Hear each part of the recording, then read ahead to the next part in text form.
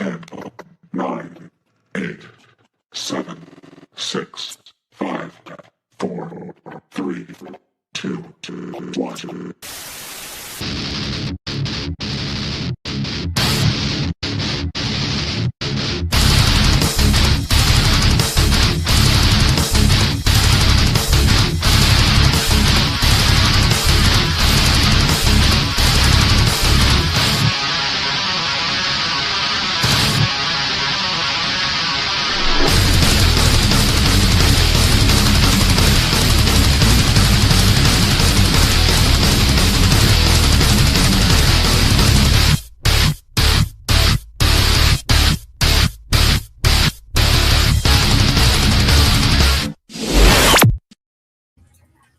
What's up, everyone? How's it going?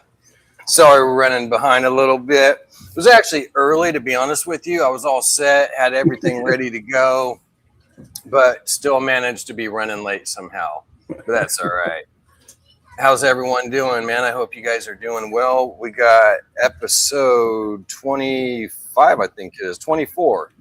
Episode 24. So, man, we're almost up on a half a year now, Will. Yes, sir. 2 more episodes, man. That's crazy. It'd be 6 months rocking and rolling on this. Jeez. That's crazy. I remember it was Halloween night, man, when we started this. Yep. And the years are going by faster. Oh, man. Tell me about it. It's wild, huh? Like, you start, remember like in school, man, you couldn't wait back when you were a child, and it was like, oh man, I can't wait till I'm 18 or 21 years old so I could drink alcohol or do this or that. And time went so quick, right? Like your Christmas breaks, Christmas vacations, the 3 months off for summer, like that shit just went quick, man, like a blink of an eye. And then, or as far as summertime, but growing up took forever, right? Like it seemed like it took forever to graduate high school and all that. But then you hit like 18 years old and you got to become an adult and start working. And then time just flies by quick, man. It's like every year just goes by quicker and quicker, it seems like. And I'm like, man, is it ever going to slow down? But I don't think it does, man. It just keeps rocking and rolling. No, yeah, just put it into 6th gear and go. Right? That's pretty much how it is, man. Just put it in 6th gear and take off, have fun, enjoy, because it's going to be a ride.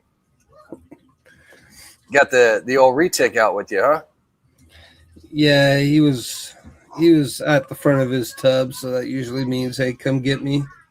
Right, like, hey, man, I want to come out and play for a little bit. Yeah, so I went ahead and just took him out so he could do some running around on my hat. Nice, hell yeah. For whatever reason, he likes my hat, so... I know he's always climbing up over your head on that hat. Like, got his tree limb going. Oh yeah, his human tree. Yeah, human jungle gym, basically. Yeah, pretty much, man. Yeah, we got all kinds of. They like to move. They definitely do. That's the one thing between retics and berms is. Retics like to move, and berms are more just chill, relax, don't want to. They're more of the bulldog, pit bull, I'm going to kick back, watch a movie with you type. The retics are more of the, I don't know, the boxer, let's go run around the park, and I got all kinds of energy. Yep. Or like my pug. I always thought pugs, because I've had many of them, and I've seen many of them, that they were just calm, mellow dogs, you know, like when I worked at Lowe's, there was a couple pugs, these a husband and wife, they were like in their 60s, older couple. They had brought some pugs in, a male and a female. They were in the Lowe's shopping cart, man, chill, just like hanging out like, hell yeah, you know, just chilling, man. Just, I went up and pet them, and they just sat there, very well-behaved, mannered dogs.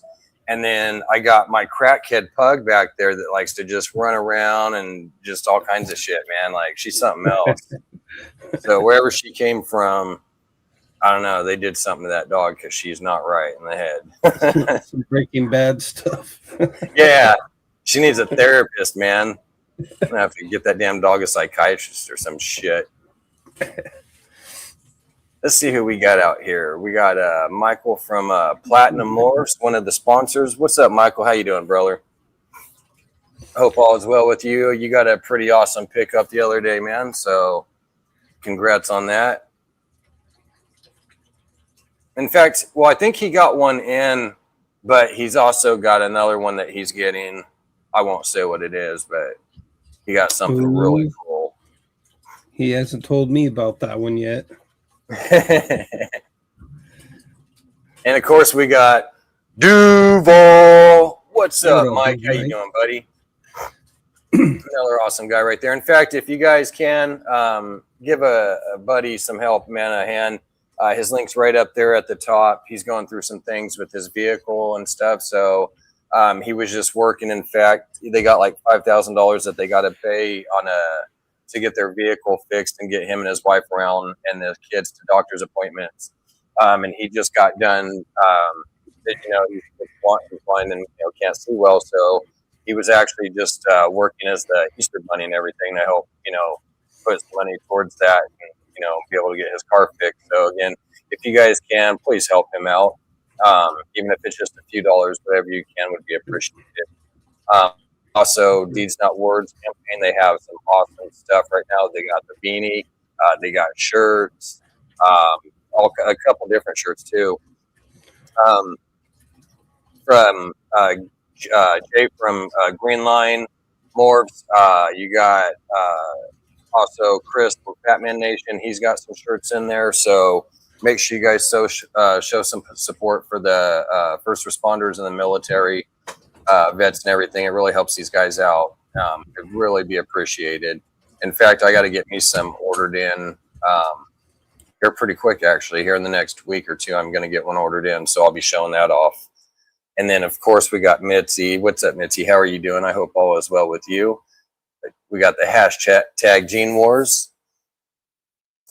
In fact, we got some stuff coming up for you guys, too.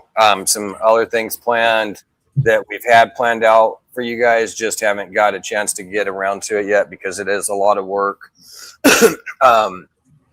Just like every episode is a lot of work that we put into these.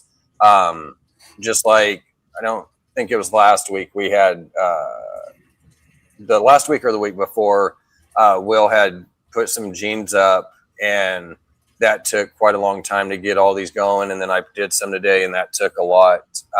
It takes a few hours to get all this stuff going. So we got some pretty cool things planned for you guys to check out. And of course, we got, give me 1 second. Got to scroll down. We got Travis. What's up, Travis? How you doing, buddy? Hope all is well with you, sir. And of course, we've got Tara from Voodoo Royals. What's up, Tara? How you doing? Hope you guys are having an awesome Friday, man. Thank you guys for coming out. We appreciate you guys. You guys are awesome. Let's see here. Scroll down a little further. And of course, we got, whoops, I double tapped on that. We got Brave. What's up, Brave? How you doing, buddy? Hope all is well with you, man. Oh, shit. I don't know what the hell. Hold on. There we go. Damn it. I keep hitting this button that throws the comments, the chat off the screen. Just to make Vance laugh, I went to 7-Eleven today and yesterday and had a fruit smoothie last night. Nice, Brave. That's awesome, man. What was it? A mixed fruit? That sounds pretty good, man. I've had a couple shakes lately, strawberry, but I've been craving some smoothies. I haven't had a smoothie in a while, so it's time. Right. And of course, we got Platinum or Proxima. Sorry, I just seen Platinum before that, and that screwed me up. What's up, Mike? How you doing, buddy? Yeah, I hope you guys are having an awesome weekend, man. I know I'm having a great weekend, Will. We had a few little incidents earlier. I had to go to DMV. That sucks. My ID expired, driver's license, a couple months ago on my birthday, February 4th.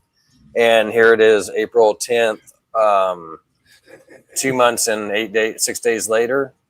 Yeah, Yep. 2 months, 6 days later, and I'm over here just barely going today. And man, it sucked. Like I was talking to Will in the back.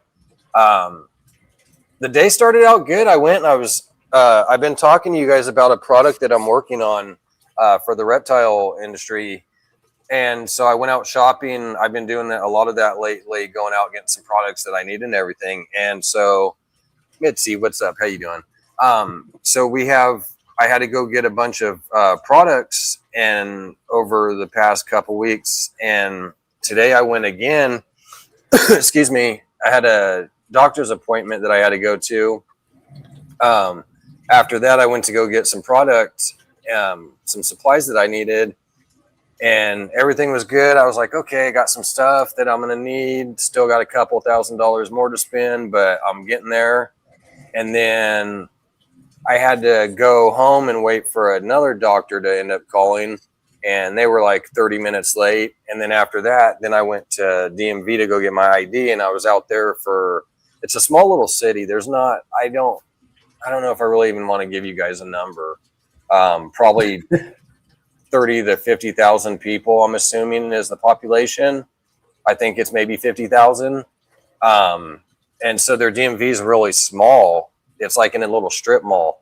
And they had it where I thought it would have. What happened was where I'm from, the DMV's closed down. So I had to go out to that one. So it's more busy because everybody's going out there as this one's being remodeled.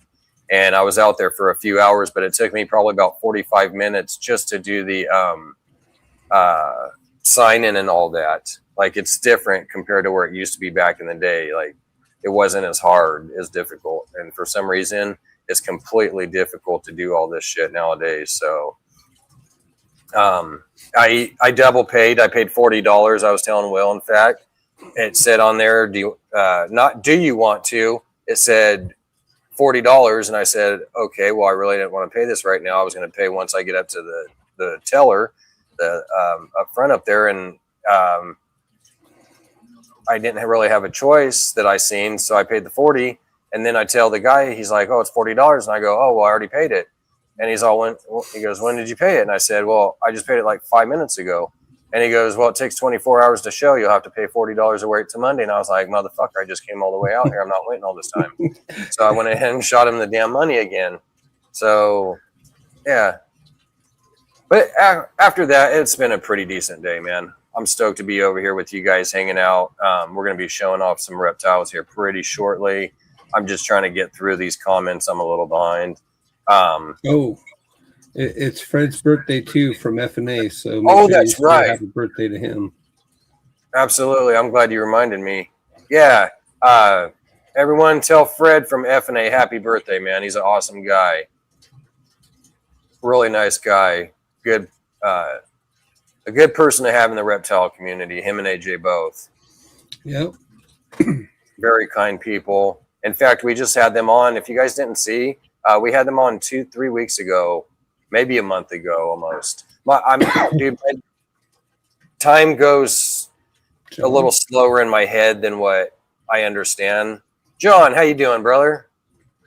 I hope all is well with you. In fact, just was with John the other day on the Morphs show. Go catch that one. Crucible. I think that was a good episode. It was a very good. There was a lot of knowledge, man. I spit some things out there that you guys will want to see. In fact, you could go check my Instagram. It's about a rat. You could see the pictures of it. There was an issue where I had bought a bunch of rats and everything, and one of them, Vision Quest, how you doing? I hope all is well with you.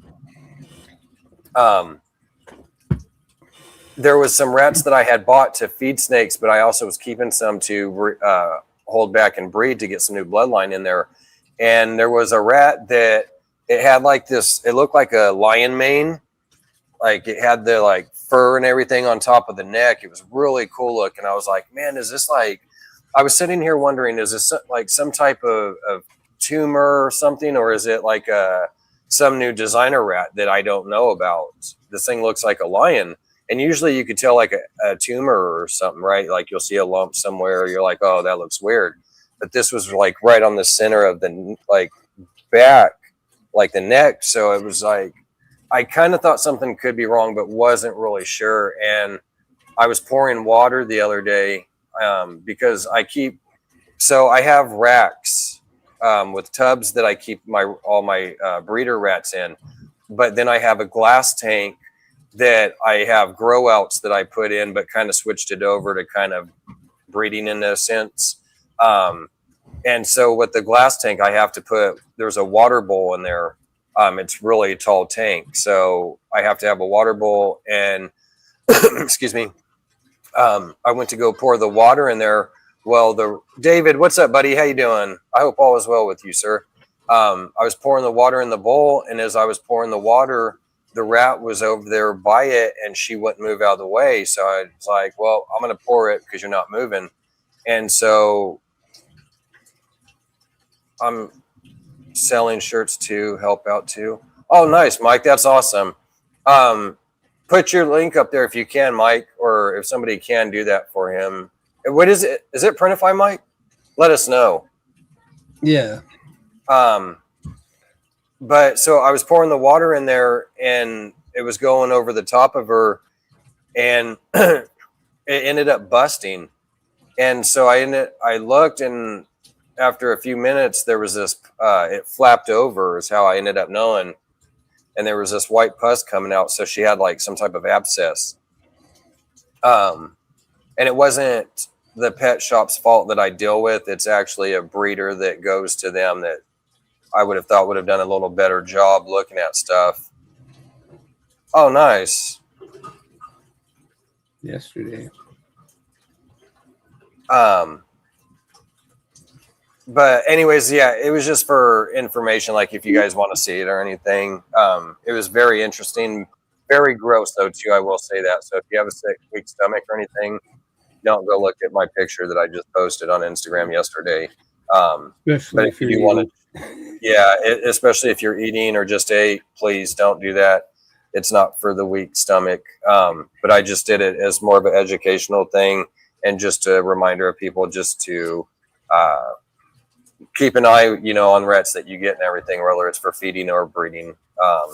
Unfortunately, that one slipped through. Again, I think I seen it maybe when he had put it in the box. I can't remember, but I usually try to keep an eye on things and don't get stuff that's, messed up, missing hair or anything like that. We're all caught up. We got Vision Quest was the last one. I hope you're doing well. We thank you guys all for coming out. And let's see here. I don't know if you got anything to say, Will. Hi. Hello. He's got his retic buddy with him. Yeah. I'm going to let him run off some energy tonight for a little bit. And if you guys can too, please share this out. I'm at 2,900, so I'm at 2,930 hours. I need another 70 hours to get halfway monetized to where I could get super chats. And then I need another 1,000 hours on top of that to get fully monetized. So I'm 1,030 hours away, or 1,070 hours away, excuse me, from being fully monetized, but I'm 70 hours from being able to do super chats and all that. So it's not really that I care much about the money. I just want to say, hey, I did it and get that out of the way, because it's bugging me, because those numbers have been going up and down, like back and forth, playing with me, because it goes over a year's time. And so the numbers have been dropping, and I'm trying to catch that up where I should have already been there 2 months ago, but the numbers haven't been right where they should. So if you guys can, yeah, please share it out, would be appreciated. With that being said, we're going to go ahead and go into some of the stuff we brought on for you guys. In fact, I need to look and see. I'm curious if anybody had, and if you guys can smash that like button too. I want to double check and see if there was anybody that was going to show any puzzles off. I don't think Jose from Edge of Japan does. Wait, does he have a puzzle? I'm not even sure what all Jose has anymore. I know he has disco. Yeah, I know he has disco for sure. Hold on, I'm asking him. Man, what are you doing, man? I just wanted to see if anybody, because like I said, I had put it in the chat if anybody wanted to sit there and show off their puzzle.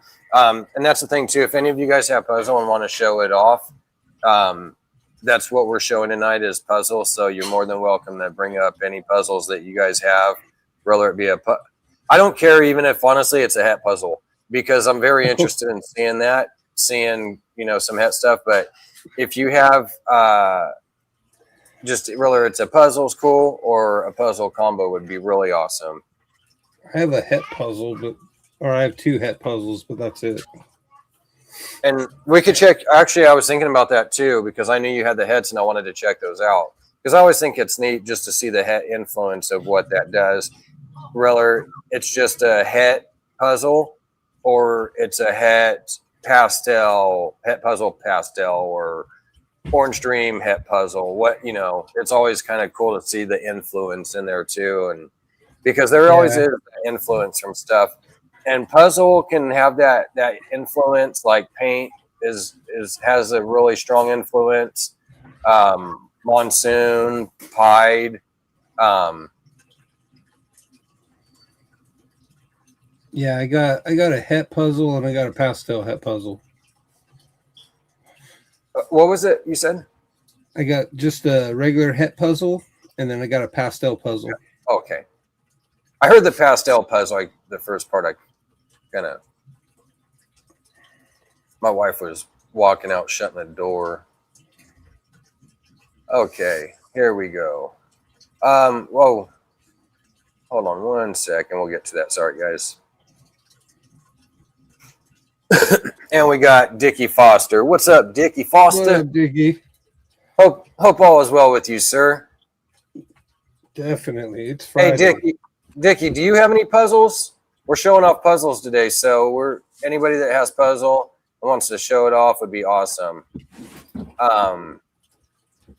As soon as Will gets back, and I'm going to head outside too and smoke me a cigarette while we do this.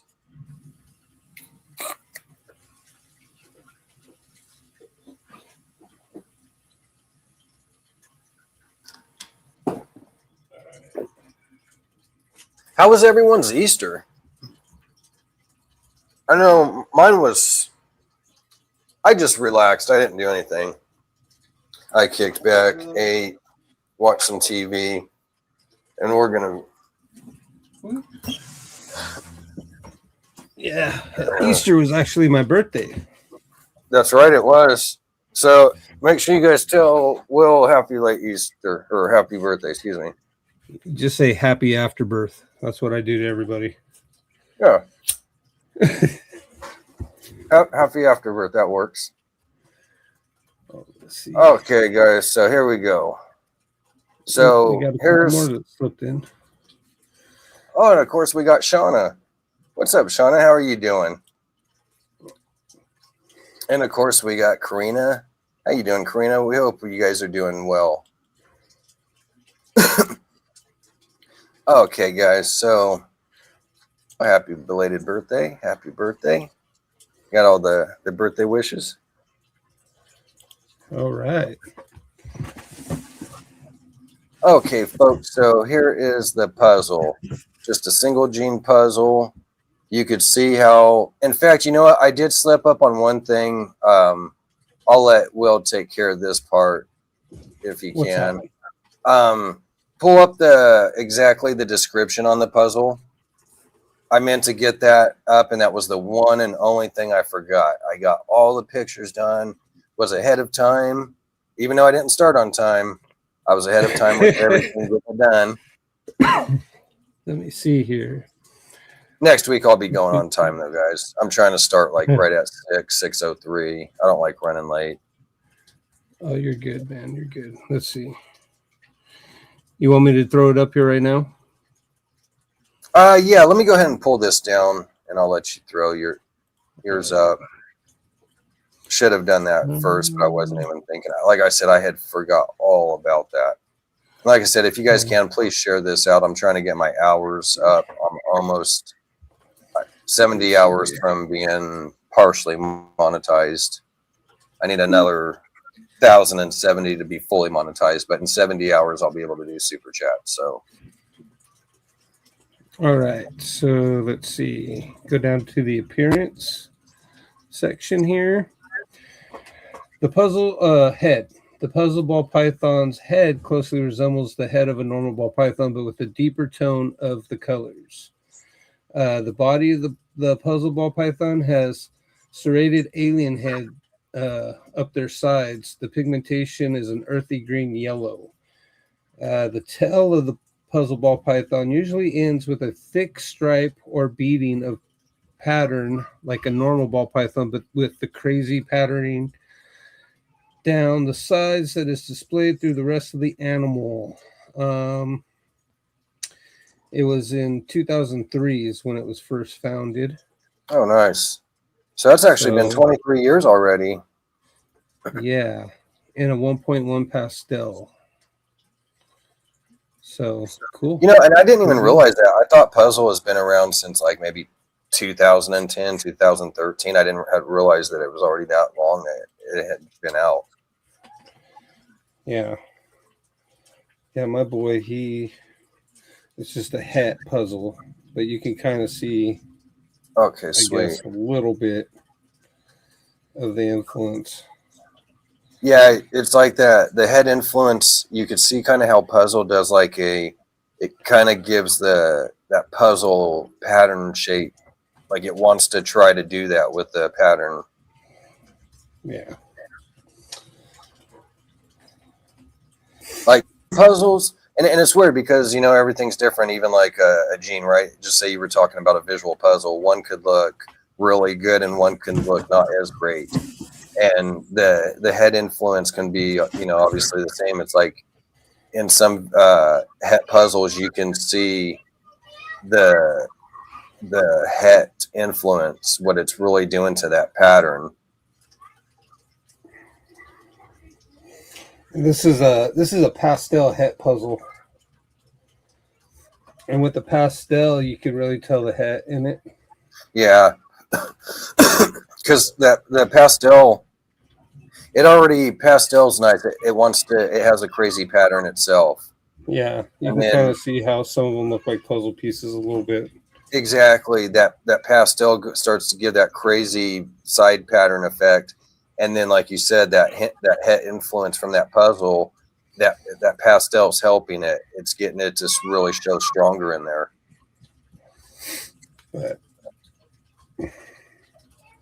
But yeah, so there's your het and your pastel het. Like I had a vanilla het puzzle. Okay, well, it was a vanilla 66% het puzzle, and I would bet. Oh, I'm not going to say that, but I would bet anything that would have puzzle in it. That's how strong of an influence that I seen in there. And again, it was a vanilla het, 66% het, but you can sit there and see. I was like, oh, that's puzzle for sure. And the guy, even because he told me, he goes, I'm going to give you one, because it's one that I had bought, and he goes, I'll pick one for you that because there's two of them. He had two females. He goes, I'll pick one that's got that, you know, looks more of the head influence in there. So I said, all right, cool. So when he sent it, I think he even showed the picture, but when I got it, I was like, oh, dude, you could see that one's probably most likely het puzzle. And he goes, yeah, that's why I sent you that one. He goes, I'm glad you seen that in there. I go, yeah, you could see it. I go, I'm willing to bet that one is probably puzzle. Well, when I bought those at Puyallup show, the Pac Northwest show, I bought the 1.1 there. I buy from the same vendor, and when we were chopping it up, we kept looking at the pastel het puzzle, and we both just kind of were like, you know, I honestly almost think that it's just a really low expression puzzle. Right. And he said the same thing, but the people he got them from, he knows for a fact that they are het puzzles. So I wasn't concerned too much about that. But with her, she has a different look to her than just a pastel. She's a lot better in person too. This doesn't do her a whole lot of justice, but she's pretty bright for a pastel. Oh, for sure. Yeah. And I bet, man, that those cameras never do justice. So you're gonna, if you've seen any snake in person, it's gonna look a lot better than what it does. So if you got a beautiful snake, if you got a good looking, nice snake, it's gonna show up better in person. If you have a beautiful snake, man, that thing's gonna be crazy when you see that in person.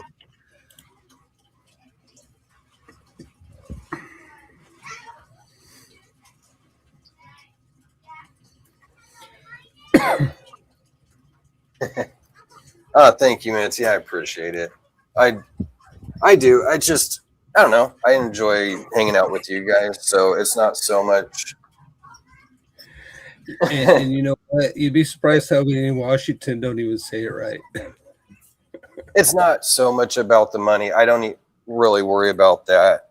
I mean, yeah, I guess it'd be nice, but it's just enjoying time with you guys. It's always fun. So if I don't make, because I mean, I'd have to have thousands of hours and tons of views, like hundreds of thousands to even tens of thousands to sit there and try to make good money. So it's nice just to at least say, yeah, I am. But again, I just love hanging out with you guys. So, well, you want to hit them goals you set, you know, so you can you can raise the bar to the next level. You know what I mean? Yep. And one thing too is I didn't really put this out there. Well, I did a little bit. Once I hit 4,000 hours, I get fully monetized. I'm going to be doing a giveaway for you guys. I really didn't want to do, because I've done a lot of, what the hell do you call it? Cash, not cash. God, I just went blank.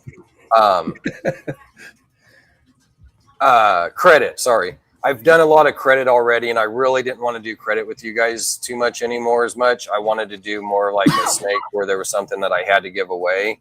And now that I'm starting to get, I don't have any clutches yet, but I should be having some drops sometime this year. Don't know when.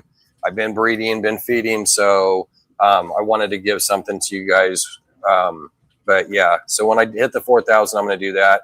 I was also going to do do something for you guys when I hit 3,000 subscribers or followers on Instagram.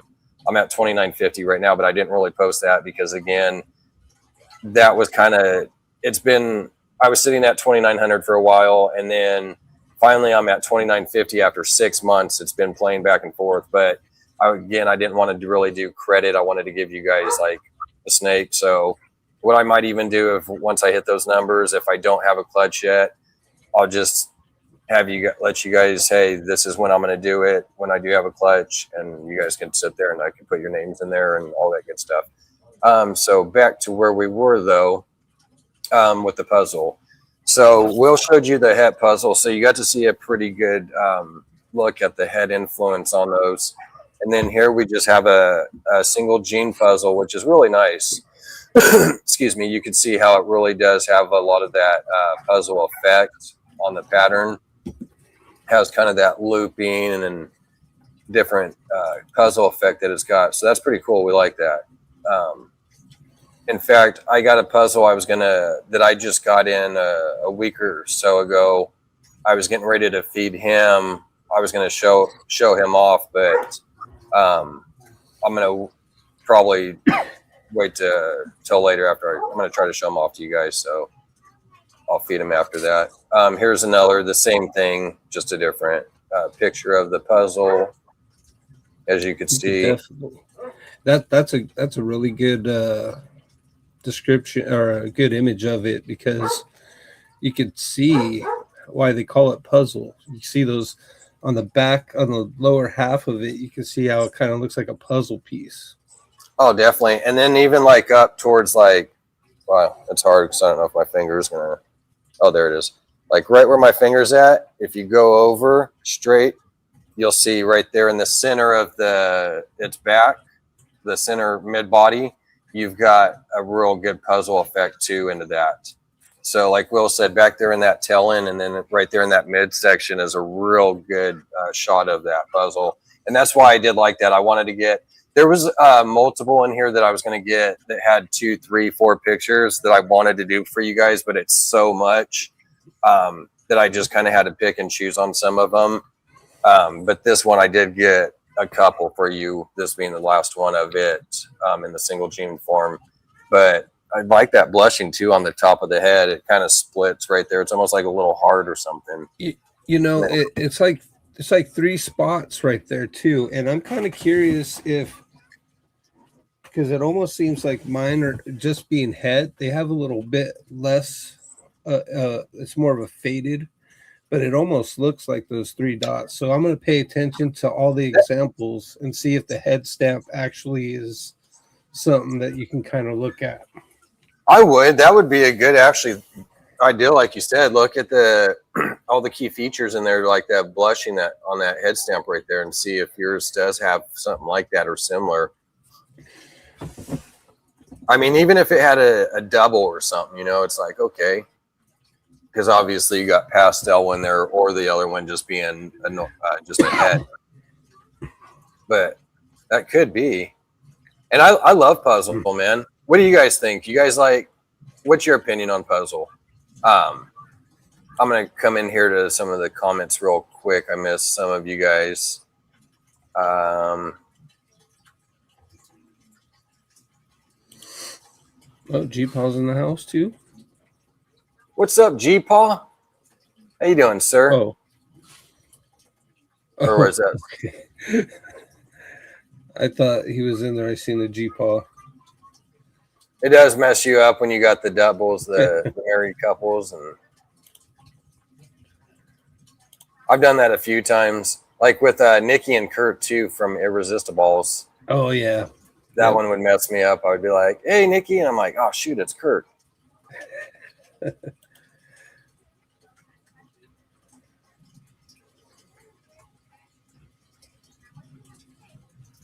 Oh, I'm sorry. I was going through all the same comments again. I didn't realize. In fact, Will already pulled that one up.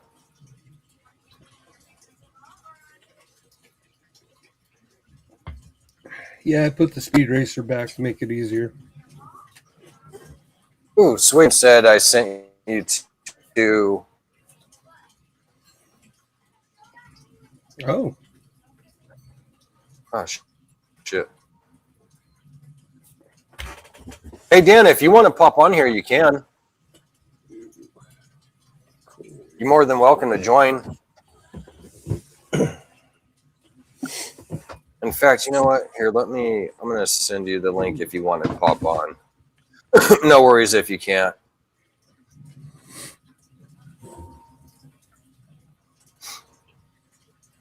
He's got some nice looking puzzle, man. I didn't even want to show these yet. I'll see if he wants to jump on. If not, then we'll show him off.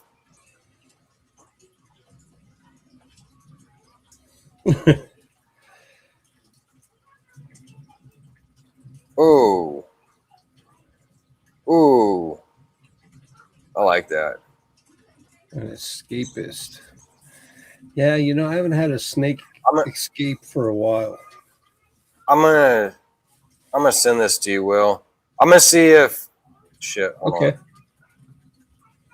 I'm gonna see if he wants to jump on first.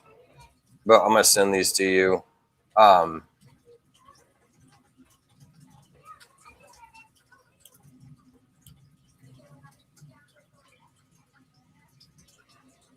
He's typing right now. We'll see if he's gonna jump on or not. Oops. I got mine to show off too. Like I said, I was gonna feed it, but I held off because I wanted to show it to you guys. So, in fact, I seen some that I was gonna pull up, and I go, "Wait, I already got something like that, even better." So,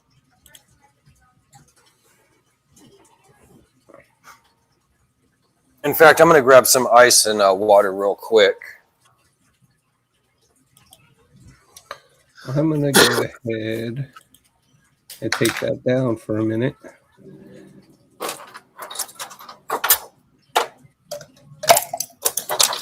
And let's see. And move stuff around here.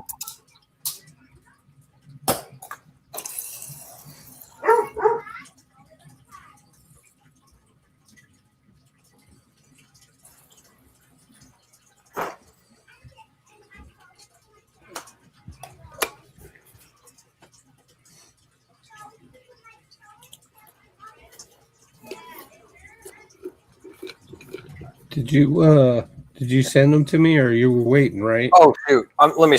No, I didn't. I'll send them right now. I don't think he'll be able to. Okay. Okay. No worries, Dan.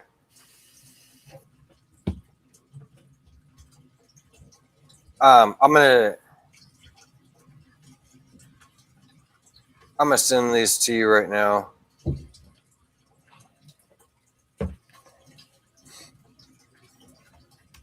I actually want to show his last because there's one that a few on here that I really liked that I wanted to show. Oh yeah, no, I'll add them. I'll add them to the back. We got.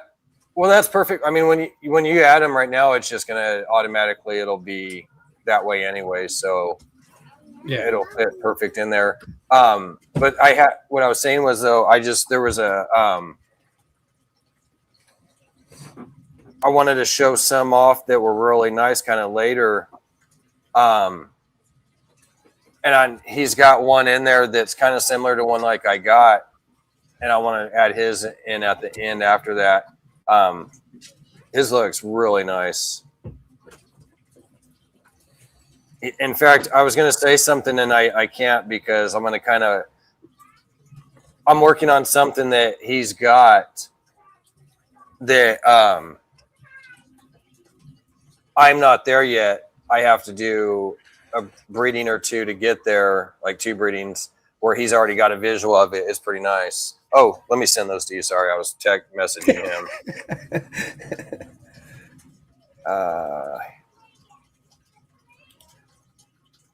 Okay, this one is just the single gene form.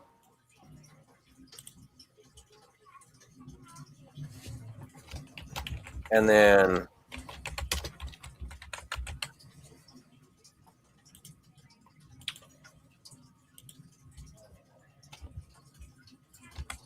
this one is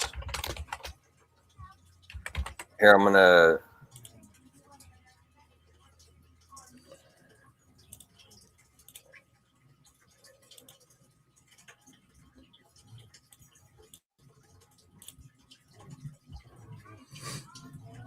I got them up there for you. Okay.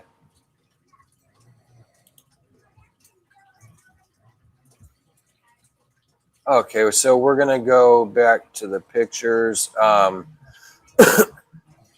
there's some really nice combos in here, but really nice ones that I want to show you guys. But I just got 2 more from Dan that are really awesome. Okay, so you guys seen the 2 single gene forms of puzzle. This right here is a leopard hypo yellow belly puzzle. So you can see where that leopard really stretches that puzzle out.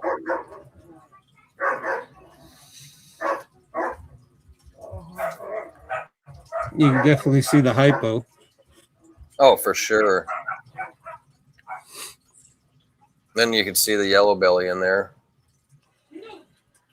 But that's crazy. It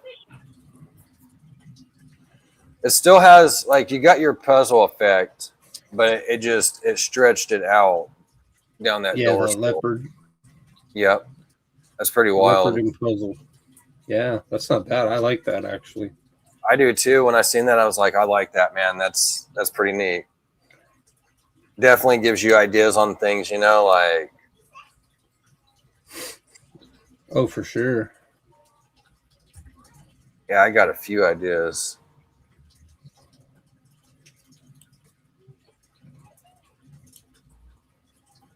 What do you guys think?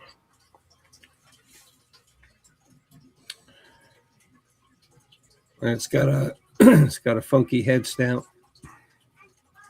Definitely different from that last one that we seen, where you had like the 3 blushings. Oh shoot, what did I do? But yeah, where it's got the 3 blushing marks. Now it's like you got this one big blushing with like a spot right in the center of it. And it's crazy too what it did, like on the puzzles.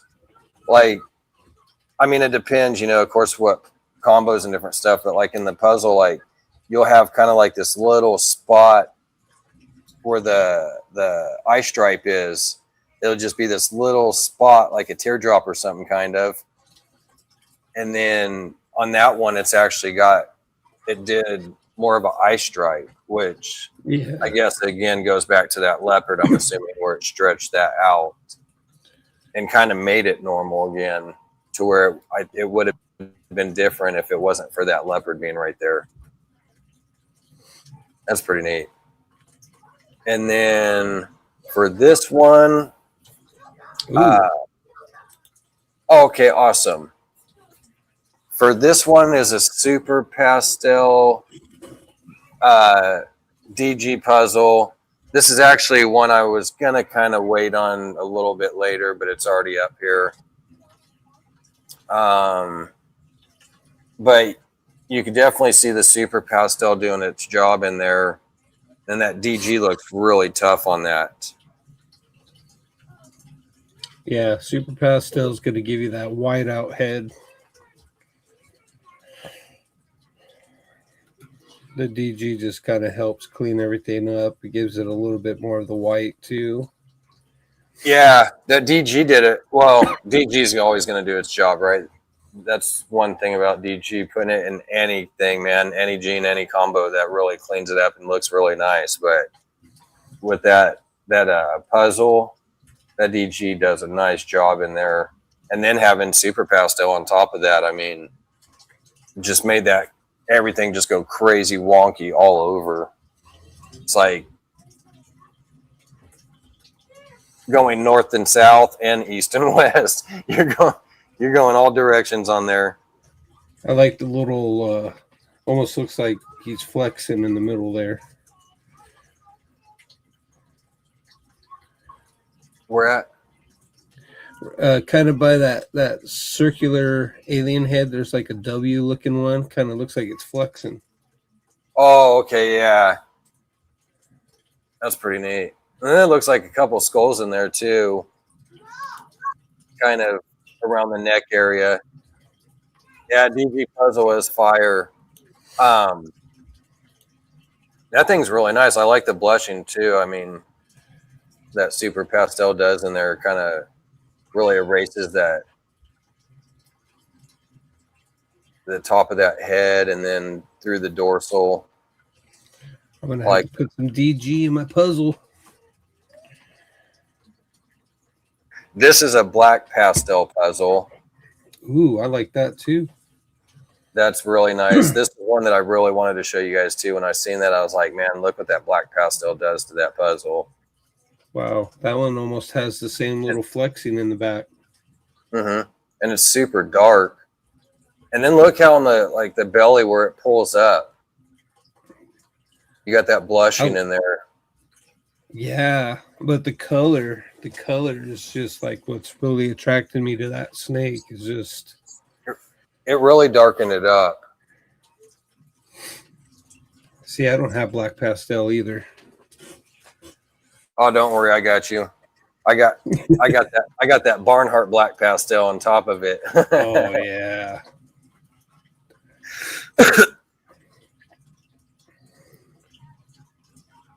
About the black pastel puzzle. Is that something you guys would throw in there? Heck yeah. I'd be all about that snake, man. I like that.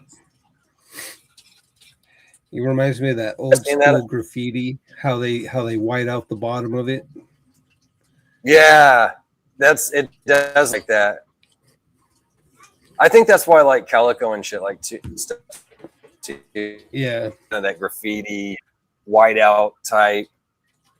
Doing like a sunset graffiti mural type of deal, and they put the whites in there with the browns and the golds. Yeah, I like that.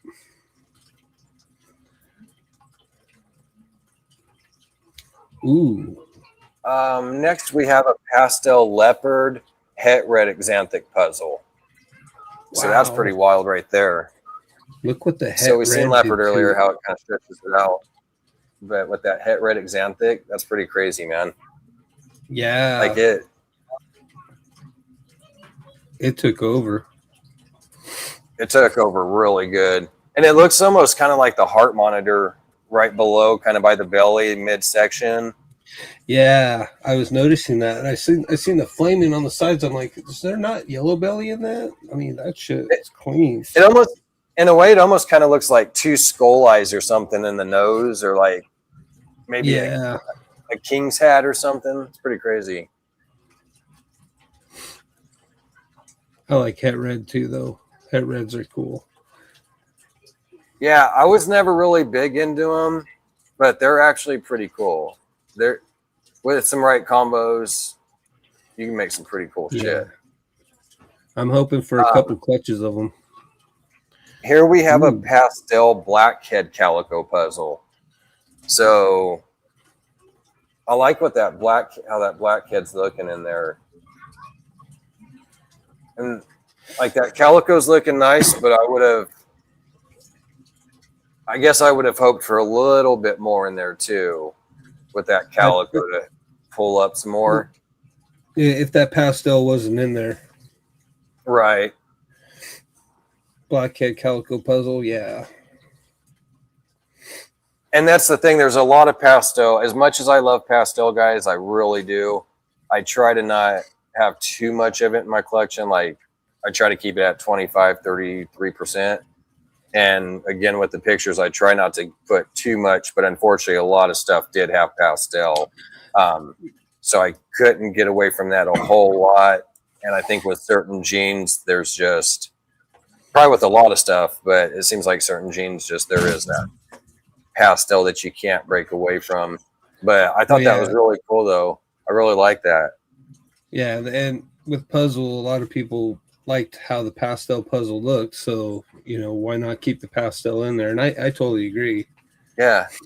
But, with this combo, though, I would have tried to go more on the dark side. Right. Yeah, definitely. I would like to see it lightened up a lot, super light, but like you said, I would like to see that darkened up though. I'd still love to have that snake in my tub. Oh, definitely. I wouldn't complain one bit. I'd be like, hell yeah, man. And then right here, we got sorry, it's so small. Pastel super high intensity OD Cypress puzzle. That's pretty wild looking right there. The super high intensity OD. But what I like is that Cypress in there, man. Yeah. I thought that Cypress was really cool with that puzzle. So it is. For all you puzzle fans, let me know if you like Cypress with the puzzle. I really like it. That's something. That last snake, like that. It was Cypress Blackhead Calico puzzle. That would have been crazy. Whew. Imagine that. I like this one a lot, dude. Just the Cypress alone just brought that darkness into the center of the snake. Mm-hmm. The OD's hitting it with some light orange contrast in there. That's a beautiful snake. Stick like the blackhead and the black pastel in this. Yeah. Damn. That'd be wild. Yeah. I like that. I do too. And that blushing and everything, it's kind of faded like throughout the top, which I guess that would be the Cypress that's doing a lot of that. And next we have a cinnamon red stripe puzzle. Ooh. So that's pretty crazy right there with the red stripe. The red stripe is doing its thing where it's kind of making that kind of boxy blocked end at the on the patterns. Cinnamon linking it all up. Mm-hmm. That's pretty neat. Yeah, it's definitely neat, but see in this situation, to me, it just kind of takes away from the puzzle. It does. I agree with you. It's not. I personally, I wouldn't add this. I wouldn't want to, and not knocking it. It is a pretty snake. Definitely got to send some love to it, but yeah, it's definitely not the route that I would go personally.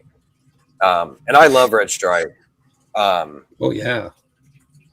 I'm just curious to what you can throw in there, though, that would maybe change that up some more to red stripe. You know what I mean?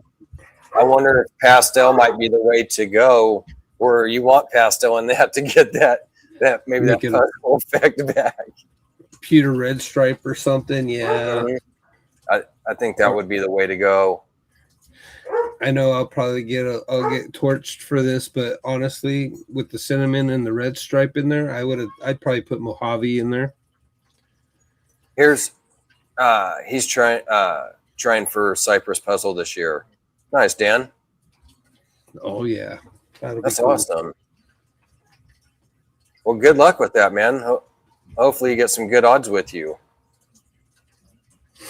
Oh yeah, definitely. I like to see all these snakes in person, man. Next we have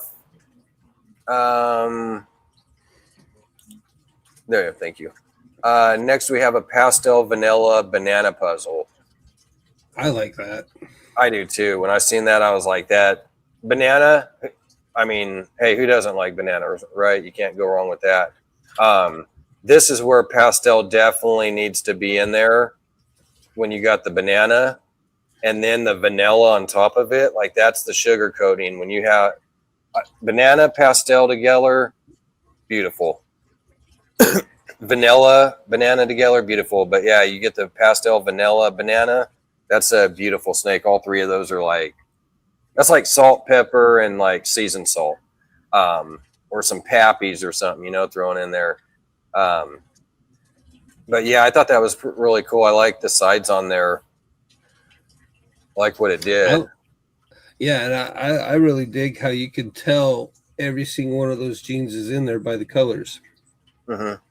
That's another thing that I really like, because, I mean, sometimes you have those genes in there, but you can't tell they're in there because of X, Y, and Z gene that's in there. It's kind of covering it up. Exactly. But this one, you could definitely see all of them in it. So, I mean, that doesn't really have all the puzzle piece look, but that is a fire snake in my eyes. That's fire. Yeah, I agree with you. It didn't have the puzzle effect that you'd kind of like to see, but still a really beautiful snake where it's like, okay, I like that. That still came out really nice, and you could definitely do some things with that. I love banana too, though. Definitely, banana's a must-have. To me, you got to have that. Yeah, it does look calico, huh? Let's see here. Next, we have. Let me go down a little bit. Okay, we have a Cypress Mojave puzzle. Now that's pretty crazy, right there, man. Now I can get behind that, and I know I've been hacking on the fact that some of them don't look puzzle, but you just spoke my language with Mojave. Yeah, when I seen that, I was like, "That's badass. I want that." And I go, I already know when Will sees this, he's gonna like this one, man. I was like, I know it. Watch, it's got the Mojave, and then there's Cypress in there too. So that looks pretty crazy. It's weird because Mojave's a very powerful gene, so I mean, it does a lot of work into taking over anything, and it did take over that puzzle, and that puzzle still has a little fight in the game where it's keeping it down the dorsal mainly, and it's trying, but I like that. It's crazy. It's kind of like you got dog bones down the dorsal. I was just going to say that. That's exactly what, yeah. And then you get further, and then it starts to kind of do this little bit of puzzle and kind of a longer strip of dorsal stripe going down it, and then it starts to break up a little again, smaller as you get. Just needs a little Exantic or True Ghost to it, and oh man. That would look wild. That's beautiful. Hell yeah. That is. Yeah, when I seen that, I was like, yeah, I got to add that. I like that. And I know Will's going to like that too. And I don't have Cypress. I have Mahogany, but I don't have Cypress. I don't have Cypress neither. Yeah, that's what I'm thinking. I almost got one that had Cypress. I got Cinnamon now. Now, this one's a Bumblebee puzzle.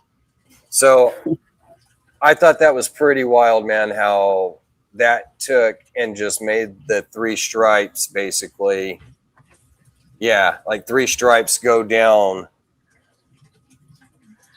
Like, got a lot of like pixelation in it too. it does a lot of pixelating. And then on that side pattern down below, it's got like almost a solid line, like it's trying, but it's breaking up. But yeah, that's pretty wild, man, how that did that. I like that one a lot. But I'm a Spider fan too, so Spider and Pinstripe takes over on things. Very powerful. yeah. But it's crazy how much that puzzle did affect in there, but didn't affect, if that makes sense. Like, it made it do something crazy, but it didn't, do its job as far as what you would think, like, okay, well, there's going to be a bunch of puzzle kind of curve effect to it. Or now it's just got me wondering, okay, what if you added one more copy of Pastel to that? That might help it start to finally break out if you add that extra copy. That's what I'm wondering too. It might take a double dose to sit there and get that thing to move. It's beautiful though. It is. That's pretty cool. And then we got a spot nose puzzle, which that's pretty cool right there. I don't have spot nose in my collection. What do you guys think? Do you think the spot nose did any justice to this, or would you leave spot nose out? I have spot nose, and I happen to like this combination a lot because it's bringing a lot to the table for just being one gene with the puzzle. And I mean, you go from that regular puzzle to the spot nose puzzle, and you can just see. I'm a sucker for saddles.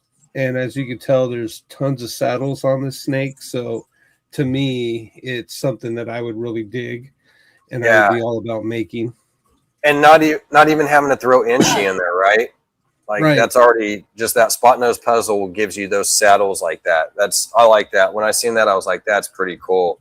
Because like I said, spot nose is another one that I've slept on that I needed to get into my collection. So I think that right there is another nice one, man, that's another route that I would like to go with that. Nice, Brave. The Scarecrow gene. Yeah, that's definitely pretty neat, man. I like that. And then I like the little spots, too, that spot nose does down the dorsal.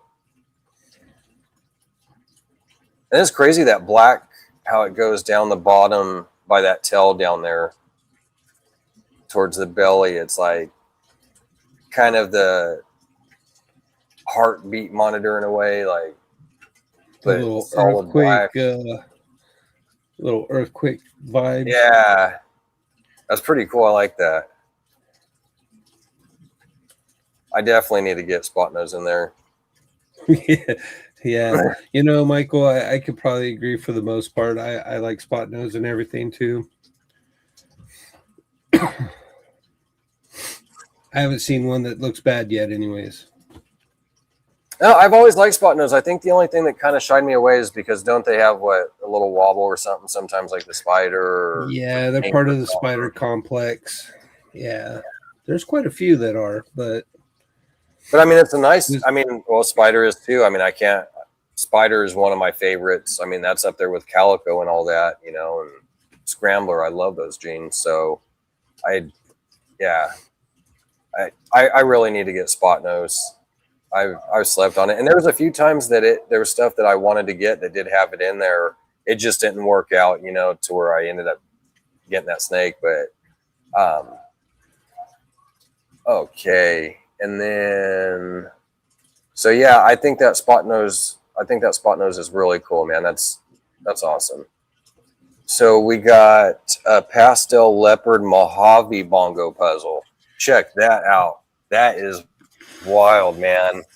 What do you guys think about this one, man? This one was one of my favorites on here. Like, there was a few, quite a few on there that I really did like, but this pastel leopard Mojave bongo puzzle, dude, that's crazy what it did. Like, I don't even know where to start on that snake, man. That's No, like, I don't even know how to call it. Like a reverse, like the pattern going down. so is it the bongo or is it the bongo leopard that's like taking over the Mojave? So that's a good question. I'm thinking the bongo is doing a lot, but then that leopard's got to be doing quite a bit too, right? So Because the I'm leopard's thinking almost deleted too. I think the bongo has the biggest effect, to be honest with you. What's your guys' Yeah, opinion? You think the bongo's doing the most work in this? Because I'm with you, Will. I think the bongo's putting in the most work to really do that. And that's because I mean, leopard and Mojave, man, they can be some pretty strong genes when it comes to influencing the snake overall. And I'm having a hard time really seeing the leopard or the Mojave in this one. Like I see a little bit on the tail as leopard, yeah. on the top, but I mean, like on the sides, it's just like super raised up and clean, man. That I like Mhm. that snake a lot. I do too. I almost didn't want to show some of these off because I was like, man, I know what I'm going to be doing with my puzzle and some things. I got a long ways to go before that, but right now I'm just wanting to get me some visuals. I've seen a few nice puzzles with the weirdo gene. Yeah, me too, Dickie. I was actually, it's funny because I was going to get in, well, I did get into the puzzle, but when I was going to get into the puzzle gene, I had to have weirdo in it. Like, it was a must. I was going to get weirdo. It didn't work out that way. And then I heard something about the weirdo, which kind of, I guess, pushed me away a little bit, and I shouldn't have, because I've heard of it, but I've never seen it as an actual gene. I thought weirdo was like a combo, or it ended up being something else, or yeah, something that it was like just another gene or something like that. Something I forget. But yeah, I mean, I like Weirdo. I've seen it and I like what it does. oh, well, I guess it is a puzzle. It's just supposed to be like a different bloodline or something. Oh, wow. That's interesting. Yeah, it's Marcus Jane, so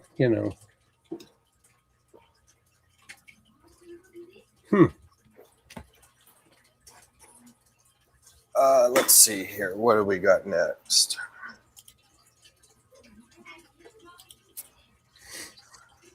Okay, so this one is just an orange dream puzzle.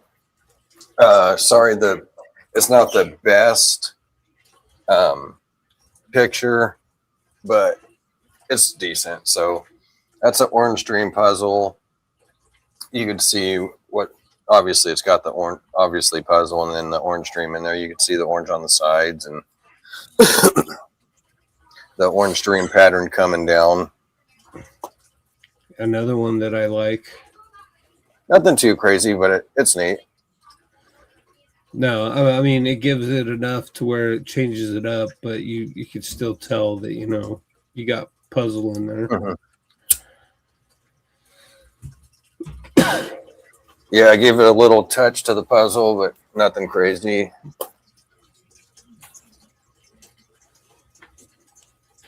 So what do you guys think? Do you like the OD in the puzzle?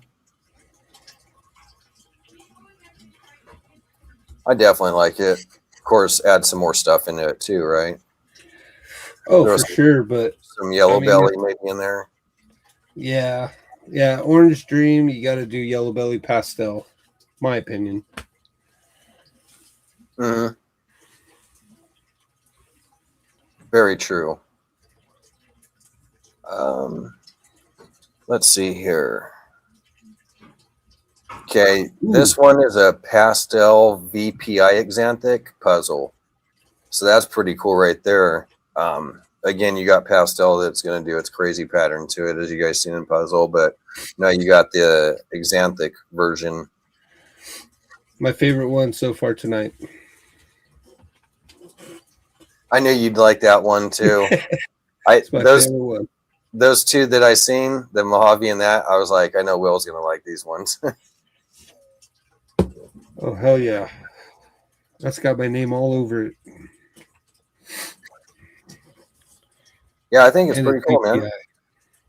I mean, I've always liked VPI for years now. I mean, I always like that black and white look to it. Oh yeah, I got a ton of VPI over here. Yeah, it looks pretty cool. It's the cow. That's the cow ball python. Yeah, it pretty much is like a cow, isn't it? It's got a lot of pattern that you would have from a cow.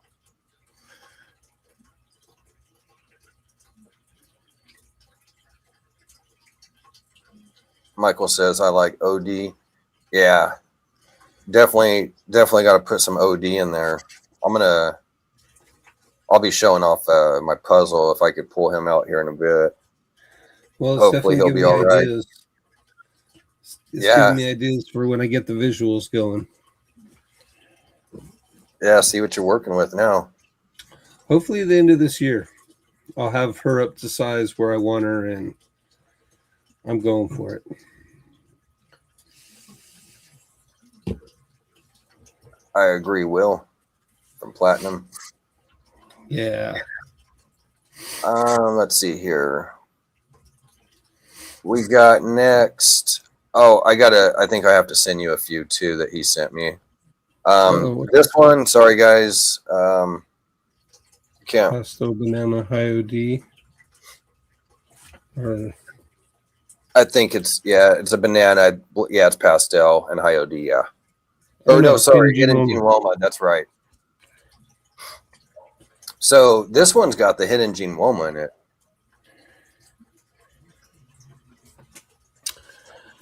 Yeah. Hidden Gene Woma puzzle. I thought that was pretty interesting because you could see what that's doing in there.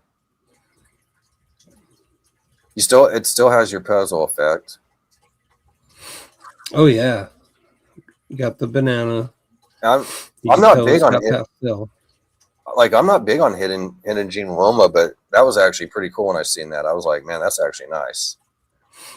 I should be having some of that coming out here soon too, hopefully. Nice. Yeah, Hidden Gene Woma is another one that I kind of slept on. Well, it's the spider complex. A lot of people were steering clear of a lot of that stuff for a long time, but now I'm starting to notice people are starting to pick up on a lot of it. I mean, Spot Nose obviously was a big one. I think Blackhead is another one. Oh shit! I think you're right. I can't remember.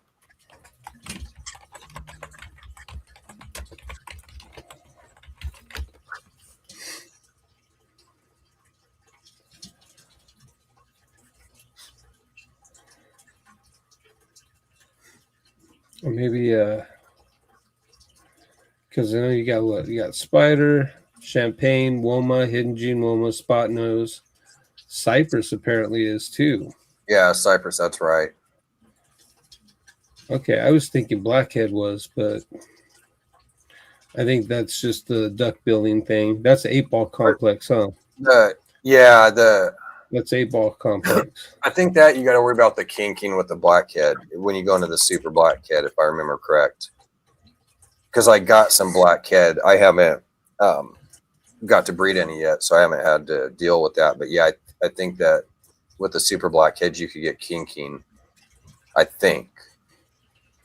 Yeah, no, I think you're right. I think you're right. Super Blackhead. And then one does like duck billing or something like that too, I think. Yeah. So yeah, that one's pretty cool. Next we've got this beauty right here. Ooh. super inchy hypo puzzle. So that's pretty interesting because the super inchy, that really took over pretty well, but you still have a little bit of puzzle effect somewhat in there. Not a lot, but it still is in there. But that thing's super bright. That super inchy's got that crazy head stamp on there. Yeah.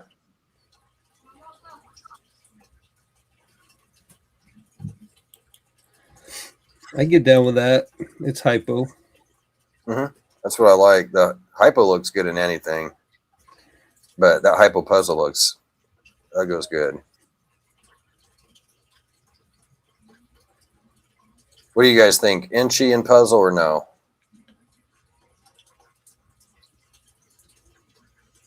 I would say it's good.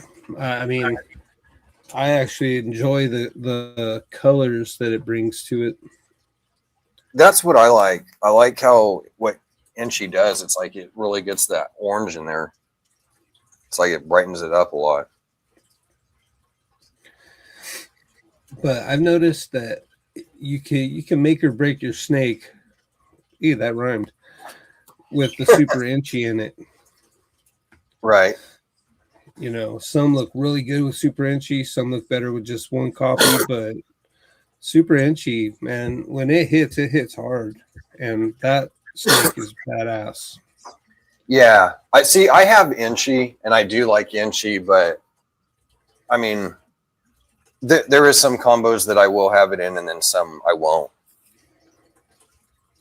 It's one of those things that I really like, but I wouldn't want to stick it into everything.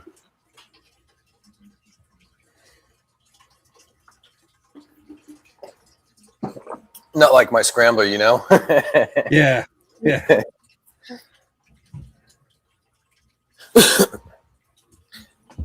Yeah, I'm curious what your guys' opinions are, though. If you would, I know Will said, yeah, I would have some puzzle with Inchy for sure. Logan. I held back a baby this year. OD Yellow Belly Inchy puzzle, double het. It's puzzle het DG.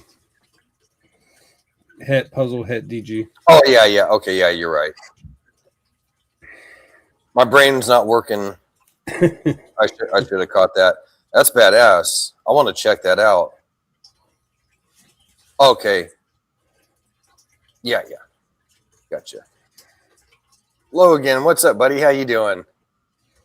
And so I got a couple more that I'm going to be showing off. Pictures, and then I'm going to try to get my boy out. He needs to eat. So hopefully he'll be okay because he's going to eat tonight. I was just kind of holding off so I could hopefully show him to you guys. I would not mind it in my rack, right? I'm not going to complain in one minute or one bit neither, brother.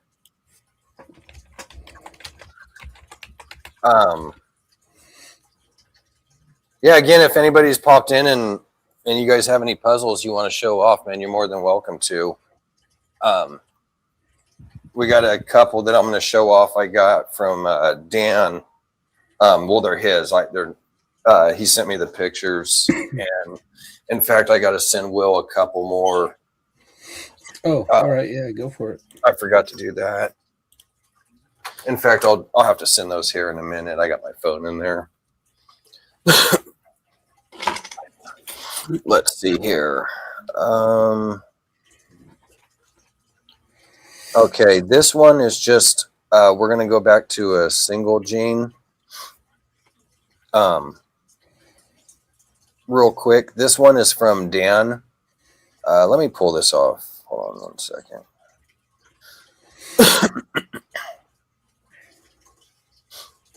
There, now you guys can see me.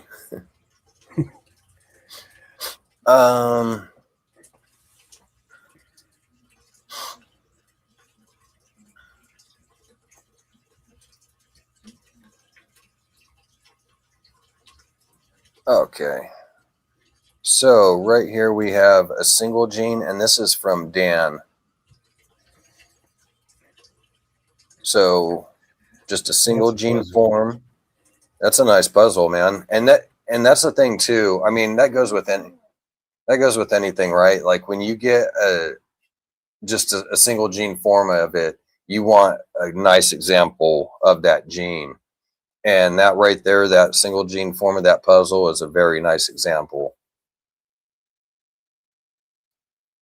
Because you got different puzzles too, if I remember correct, that some will go, the pattern goes more towards the side, and then there's some puzzles that go more towards the length of the body. In fact, Dan could sit there and probably tell a little bit more on that. He works puzzles, so I'm sure he knows a lot more of it than I do. Yeah, I didn't realize that was a puzzle. Yeah, that's nice looking. I like that. Is that one that you still have, Dan? And then it even had the little flexi arms on it. Right. And then this is really cool. So I don't think I sent you what it was, huh? Nope. Or I could grab my phone and look because he told me what it was. I think this was Super Pastel. DG. It's a puzzle, and correct, it is also a DG. So that is, and there might be something else in there. If Dan says in a second, or I'll check. But this is a puzzle DG. So that is a very nice example right there, man. DG makes anything nice. And then sticking it. Okay, I thought I missed the OD. There is OD in it too. So it's a Orange Dream Super Pastel DG puzzle. Thank you, Dan. Wow. That is nice. Highlighter yellow, man. Yep. That reminds me of my Super Pastel, Super Vanilla GHI Asphalt Girl. Just with some amazingness to it. With some nice looking puzzle and DG added in there, man. Two nice recessives. Yeah. That is a great looking snake. So what do you guys think? Would you add that in your collection? I know I sure in the heck would, man. That is beautiful. I'll take two. Right. So that's what I was going to say earlier. I just didn't want to blow it because I was going to show Dan's off. And that, so with mine, I'm working, I got puzzle and I'm working chocolate, pastel into it, and also DG. So I'm working on getting super pastel, super chocolate, double het DG puzzles, and then get those bred and obviously hit the visual. That'll be crazy. Yep. So at least I know what I'm looking at. Thanks, Dan. That's awesome, man. That is a beautiful snake. Motivating me to get my butt in gear on my puzzle stuff now. Right? Yeah, I love that, man. Because like I said, my boy, he's I'll show him. I'm gonna go get him here in a minute. But I got my girl. She's she's coming in. She's a pastel chocolate DG.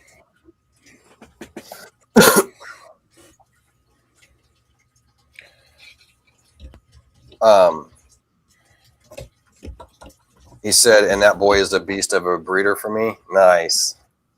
I bet he is, that's man. Always a plus. Yeah, that's always a plus. Hey, Dan, I bet he's a good feeder too, huh? And that one thing, like I was going to say, the puzzles are very, now I just got my first puzzle. I had a het puzzle girl. She was kind of had a little bit of an attitude, feisty. And then everybody that I've talked to, they've all said that puzzles have kind of that attitude. They're feisty. And the guy, when I got my puzzle from, I was talking to him and I was like, yeah, the puzzles are kind of feisty, huh? And he's like, yeah. He goes, but the boy that you're getting, he's not that bad. He's the best of them. And I was like, okay, awesome. And so when I picked him up, I was expecting from the airplane flight, like, okay, he's going to be all pissy, you know? And I sit there and got him, and dude, he was fine. He wasn't, you know, snappy or anything. And so I told him, I was like, hey man, he was fine. He did good. And he goes, just wait. And then so, yeah. So I pulled him out actually a second time, and he was still good. And then that's when that guy said that. And then the third time I got him, he got a little hissy, but that was about it, you know. But he's been pretty good. Now I'm expecting him maybe today though, because like I said, it's been about a week, so it's time for feeding. You know, like I said, I held off on him, but I'm gonna feed him tonight. You know, I can say right. that about my clown. I only have one clown, visual clown, and it's a pastel clown, and it came in just fangs first, and I've had that thing for years, and still I open that thing up super slow, see where it's at before I even go near it, because it's always ready to try to tag me. Don't know why. Never did anything to it but feed it and water it and change its substrate, but you know, it wants to just murder me. Right. That's why I named it Pennywise. Yeah, that's funny, because I got my one clown male, I named him Pennywise too, and he could be kind of a jerk at a few times. Now I have a baby that I had out of him. He's actually pretty good. Haven't had no issues, but I mean, I've always, like, with my clutches, I held them like almost when they're like out of the egg, literally, like when they're sitting there in the egg, I'm kind of touching their head, and when they come out, I'm playing with them. So I mean, usually my snakes are really good, you know, I don't have issues, but always that one. I just recently found out Pennywise is actually a penny. Oh. So that's why I've been having such a hard time getting him to breed, because he doesn't want to breed because she is in there with another female, and they can't. Yeah, that makes sense. That's funny. Yeah, so now I'm going to see what I can do with her. Right.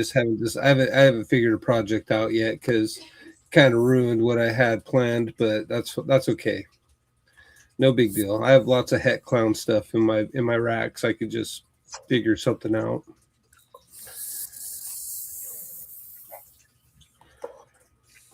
Heck yeah, man. Excuse me, sorry. About 1,300 grams. Yeah, he's a big boy. That's awesome, Dan. I'm gonna go get my boy here in a minute, see if I can get him out. Just take a chair and a whip. Right. Gonna have to.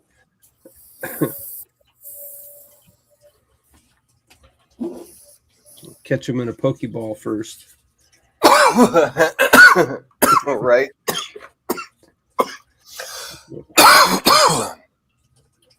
Yeah, I can't wait to hit those DG puzzles, man. I'm super stoked.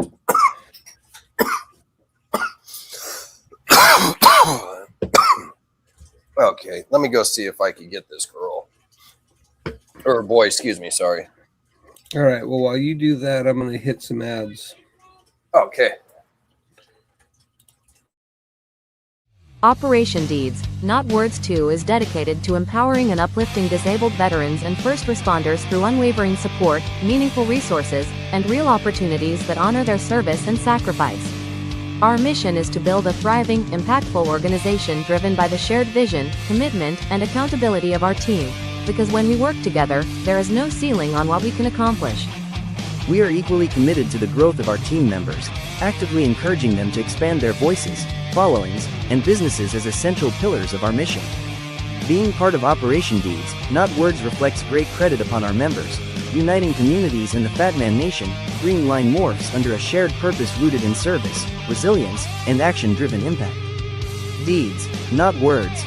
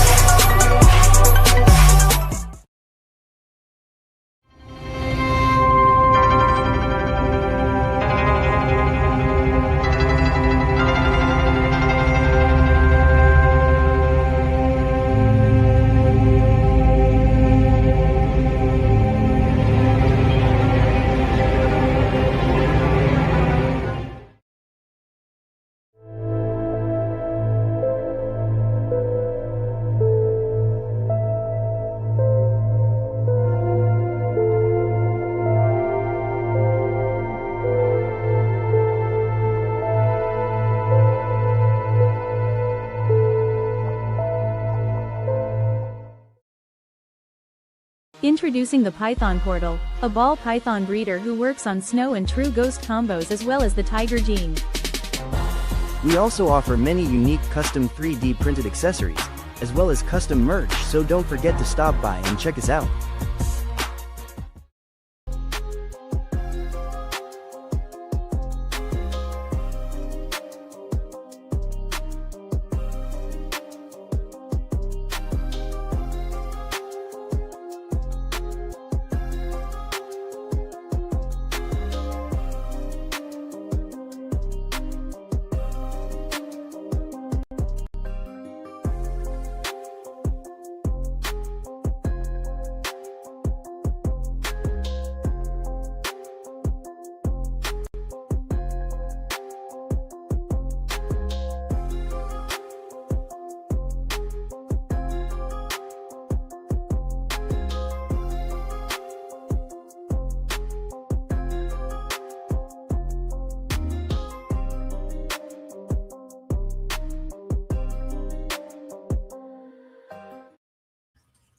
Here we go. Heck yeah. Yeah, I was sitting there talking and everything. I was like, oh, I'm upstairs grabbing the snake. I had to wash my hands. And then I came down and you had that going. So I was like, oh, sweet. What up, James B? How you doing, buddy? Kooky man.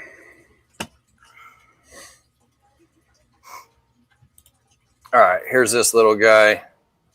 Let me pop that off.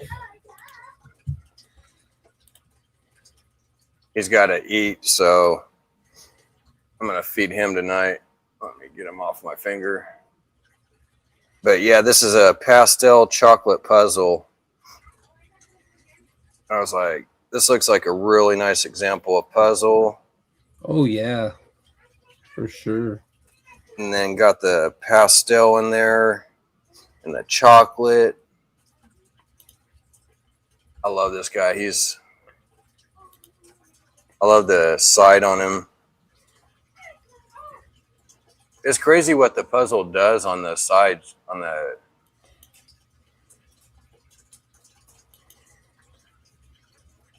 little eye stripe. You got a couple fans out there. That's a badass snake, man. Yeah, thank you. Yeah, I love this guy, man. I can't wait to get him to work. So he's going with the pastel chocolate DG girl. So like I said, I'm trying to hit the super pastel, super chocolate DG puzzles.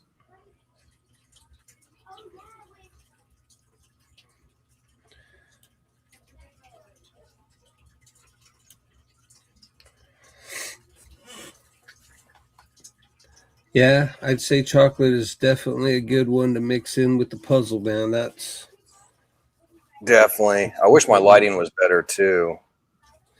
That's the snake I wouldn't mind in my tub.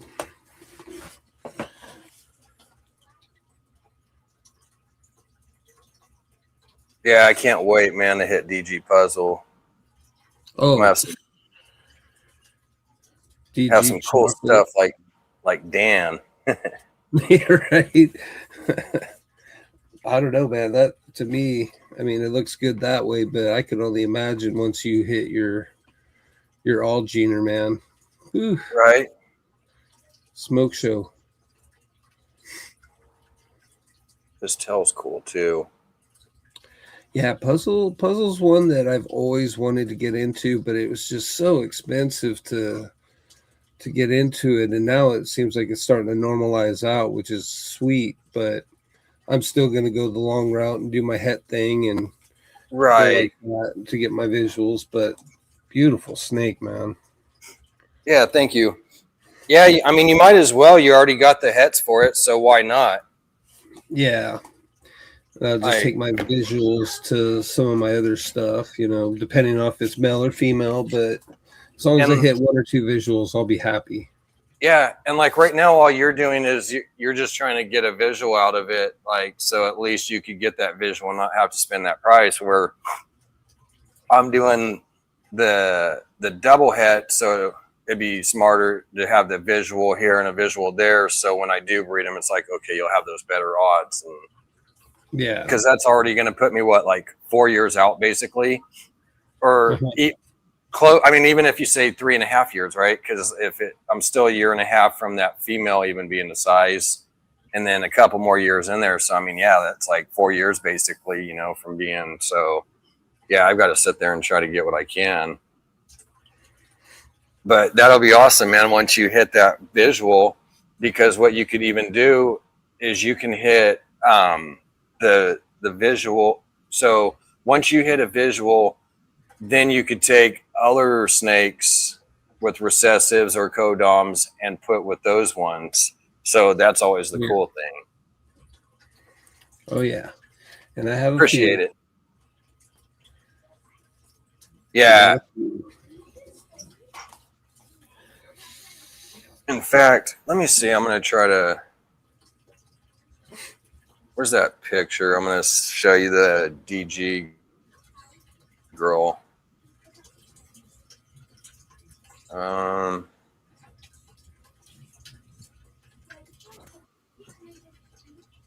I'm glad I held back those 3 females and didn't take them to the show. They would have fucking sold, and I wouldn't have had any of them. Right.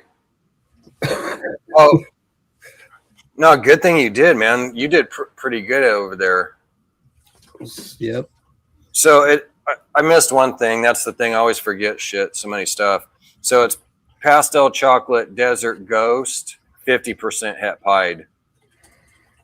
Oh, shoot. You got het pied in there. Possible.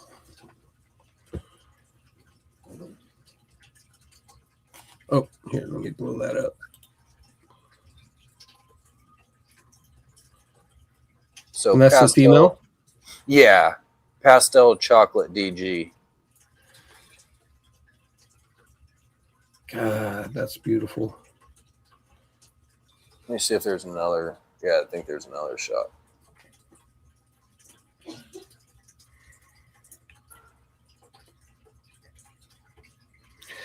can definitely tell the DG's in there. Yeah, for sure.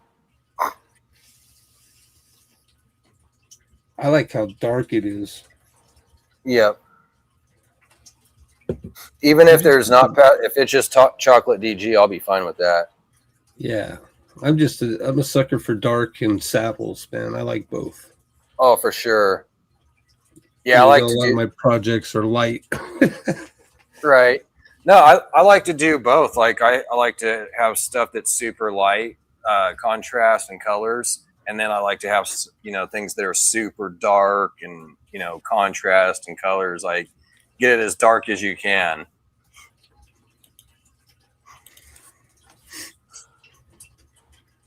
Ultra male het puzzle crossed with hypo het puzzle still growing out. Nice. That'd be awesome. So you could hit some puzzles and then there'll be het for hypo and ultra male. Yeah, man. That's a good project, James, man. I wish you luck on that one. Yeah, because, puzzle's nice as it is, and then hypo, right? And you mix those two together, that's dope. I love the puzzle hypos. And then ultramel, I love the ultramel too. So throw an ultramel into that, that'd be awesome, man. Hopefully, I should hit, I'm hoping that I hit the visual hypo pied clowns this year, and they'll all be 100% het ultramel. And then, so hopefully I could end up hitting the quad visual on that, and then, but getting other recessives into that too. So, like right now, I'm working the paint, the ultramel hypopied clown. I got paint. I got rainbow puzzle, DG. I think I'm missing one or two. But, I got lavender albino, but I'm not really worried about that right now. Just, she's not really doing her size, so. I came close to getting into ultramel, but I didn't. And then there was the monarch. I was like looking back and forth between the two, and I don't know. I just ended up going a different route or something. I can't even remember why I didn't go. But the Ultramel that I was going to buy, it was only going to be like $200, and I think it was a female, and I was going to get a discount on top of it for being VIP at a show. But the vendor decided to be a smartass, and so I didn't catch it. But the wife caught it, and next thing I know, I'm getting this. Come on. And I said, what? She's like, that guy was being an ass. Fuck that shit. I was like, well, okay. Buy Ultramel. I guess I don't need you right now. Right. Man, that sucks. Fucking getting it at a cheap price too for a few $100s, man. Like, damn, that would have been awesome. Oh, yeah. I did something similar today. We went to the gas station. It's like it's got a McDonald's and then like a 70 or Chevron or whatever gas station, all that crap, you know. Went in there and the guy, he's just sitting there, the worker, not at the McDonald's, but at the gas station part. And I go in there and I was getting a soda or something, and I go to pay for it, and he's on his damn phone sitting in the chair. And I'm just looking at him, I'm like, and he's just down on his phone, and I was like, and so he looks up and he comes over. He doesn't say a damn word to me.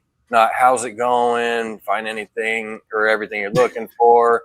Doesn't count my change back. Tell me I have a good day. Go fuck myself. Nothing, right?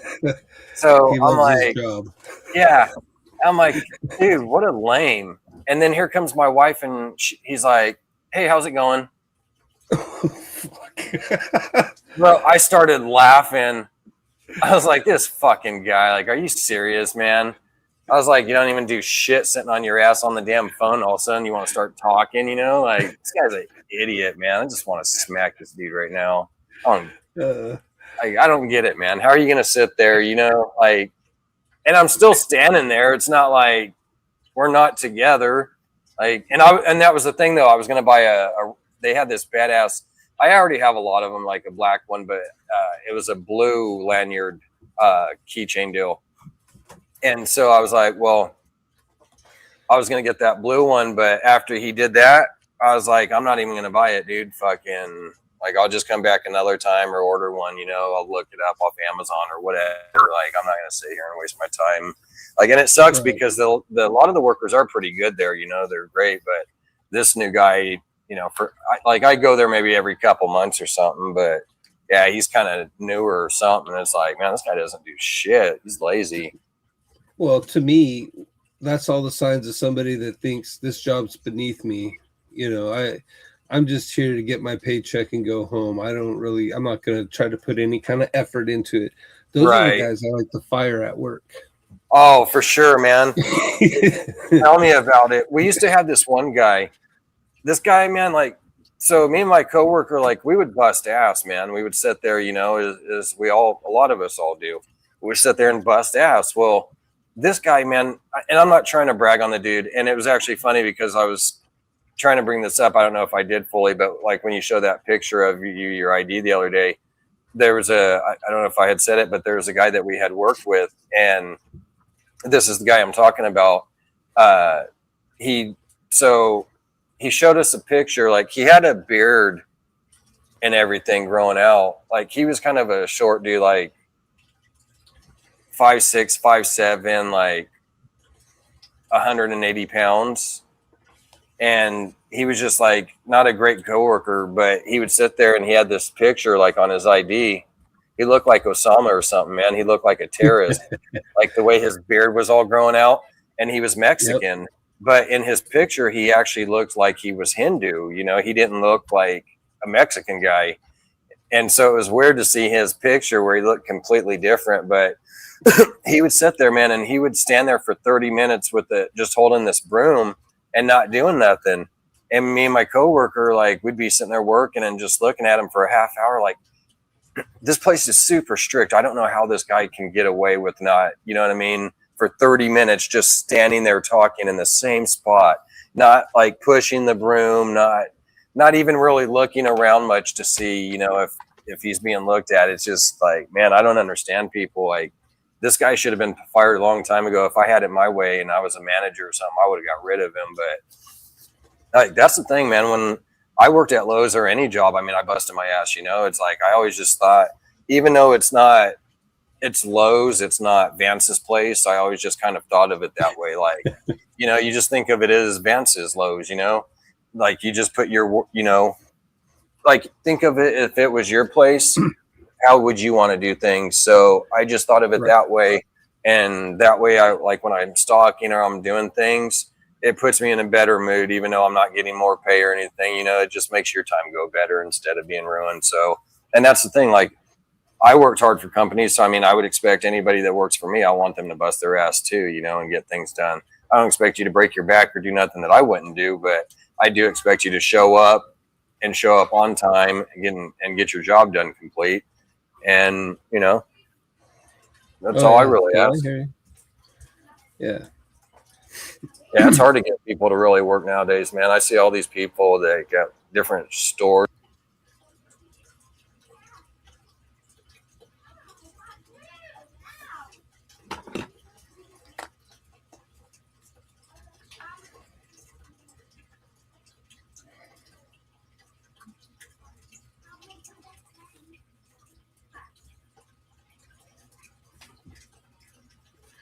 I think your mic went out, I think. I thought my earbud went out, but no, little technical difficulties here. But what he was talking about as far as me showing him my IDs, because I wanted to show him that I kind of had this big old, I don't know if you guys watched Harry Potter, but the old Hagrid guy, big old tall dude, that's what I had. Yeah. There you go. You're back. Guess who's back? Back again.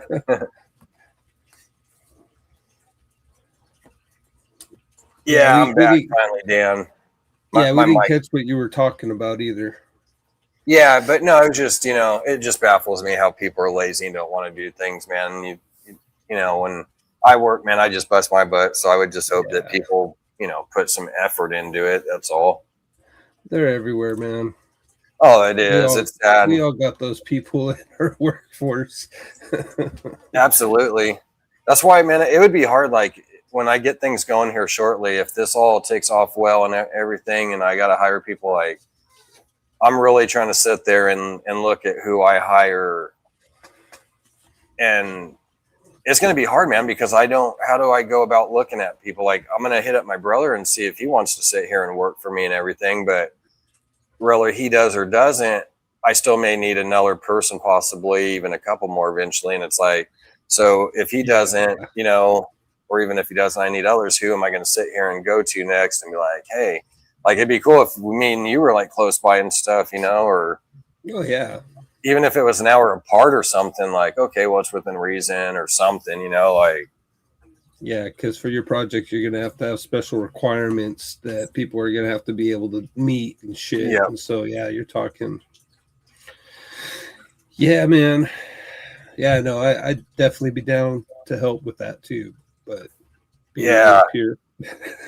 Yeah, and that's the thing, because like when I do it, man, I want it to be fun. Like I want to sit here and like I want the work done and I want some ass busted. Like I don't expect you to sit here and be breaking your back or running like a madman, but I expect you to sit there and be busting ass, you know, grinding away. We know how that is, busting balls, and then, but have some fun too, you know, take it easy. Like there's times you're just kind of kicking back and we're bullshitting, you know, we're still working, but we're joking and whatnot. And then like, I would like to be a cool boss, man. And like, I mean, if things are doing well enough, I mean, shit, I'd like to be the cool boss where I'm ordering pizza on Fridays. You know what I mean? Like, hey man, fucking pizza party. It's on me. Like other days, hey, you guys bring your lunch or whatever, or we'll go, you know, split or something, you know, the bill or whatever, we'll get a pizza and split it or whatever. But, you know, hey, on one day out of the week, like, hey, I want to take care of you guys. You know, you guys busted ass. We got things done. You know, let's do this, man. Let's have some fun. Just give me a cone or two and I'll be good. I'm ready to go. Yeah. And that's the thing too. Like, I want to sit here and I want to be able to do that. Like, I want to be able to have my green tea, you know, have like a little bit and work. Like, I'm not going to go having a bunch where I'm just too, you know, oh man, I don't feel like being here. I want to go sleep or watch some movies or something. But, you know, yeah, definitely, man. It's like, I want to sit there and, you know, just feel good and be in that zone and just chilling. Yeah. I mean, that's what I did at all the other jobs, you know, that I thought were mine, that I worked for people, you know, pretended like, you know, it was my job. But no, I mean, I'd had my green tea there too, you know. It's like, it just kept me in that chill mode. Like, even at Lowe's, I don't work there no more, so I don't have to worry about it. You know, I basically work for myself, but bro, I would sit there every day and just have my green tea and shit. And I'd be on that forklift and everything. But it goes back to, we're vets. And when I say vets, you know, vets at smoking, not, you know, don't want nobody thinking we're military. But because I had a guy do that one time, I said that, I was like, yeah, we're, you know, when you're vets like us, because we were talking about smoking, I was like, when you're vets like us, you know, and you got to have so much. And he's like, oh, thank you for your service. And I was like, no, bro. Like, I didn't serve, like we're veteran smokers, bro. Like, Yeah. we've been doing this a long time is what I'm saying. But man, I'm a vet. I'm an actual veterinarian.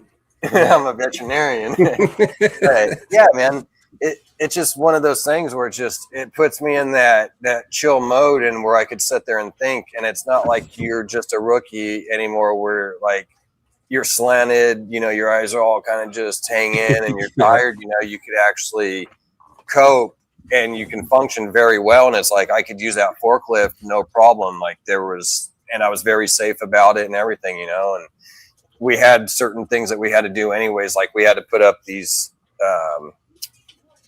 the blockers, and we would stretch that big old yellow thing out, you know, and block off the aisle. And then even like on certain ones, you just had to, like, if it was the lumber aisle, those big metal beams, you could just do the one side that you're working on. If you did like the insulation, like the thinner metal ones and all that, you had to have the aisle that you're working on, and then whatever side you're working on, that next aisle has to be blocked off too.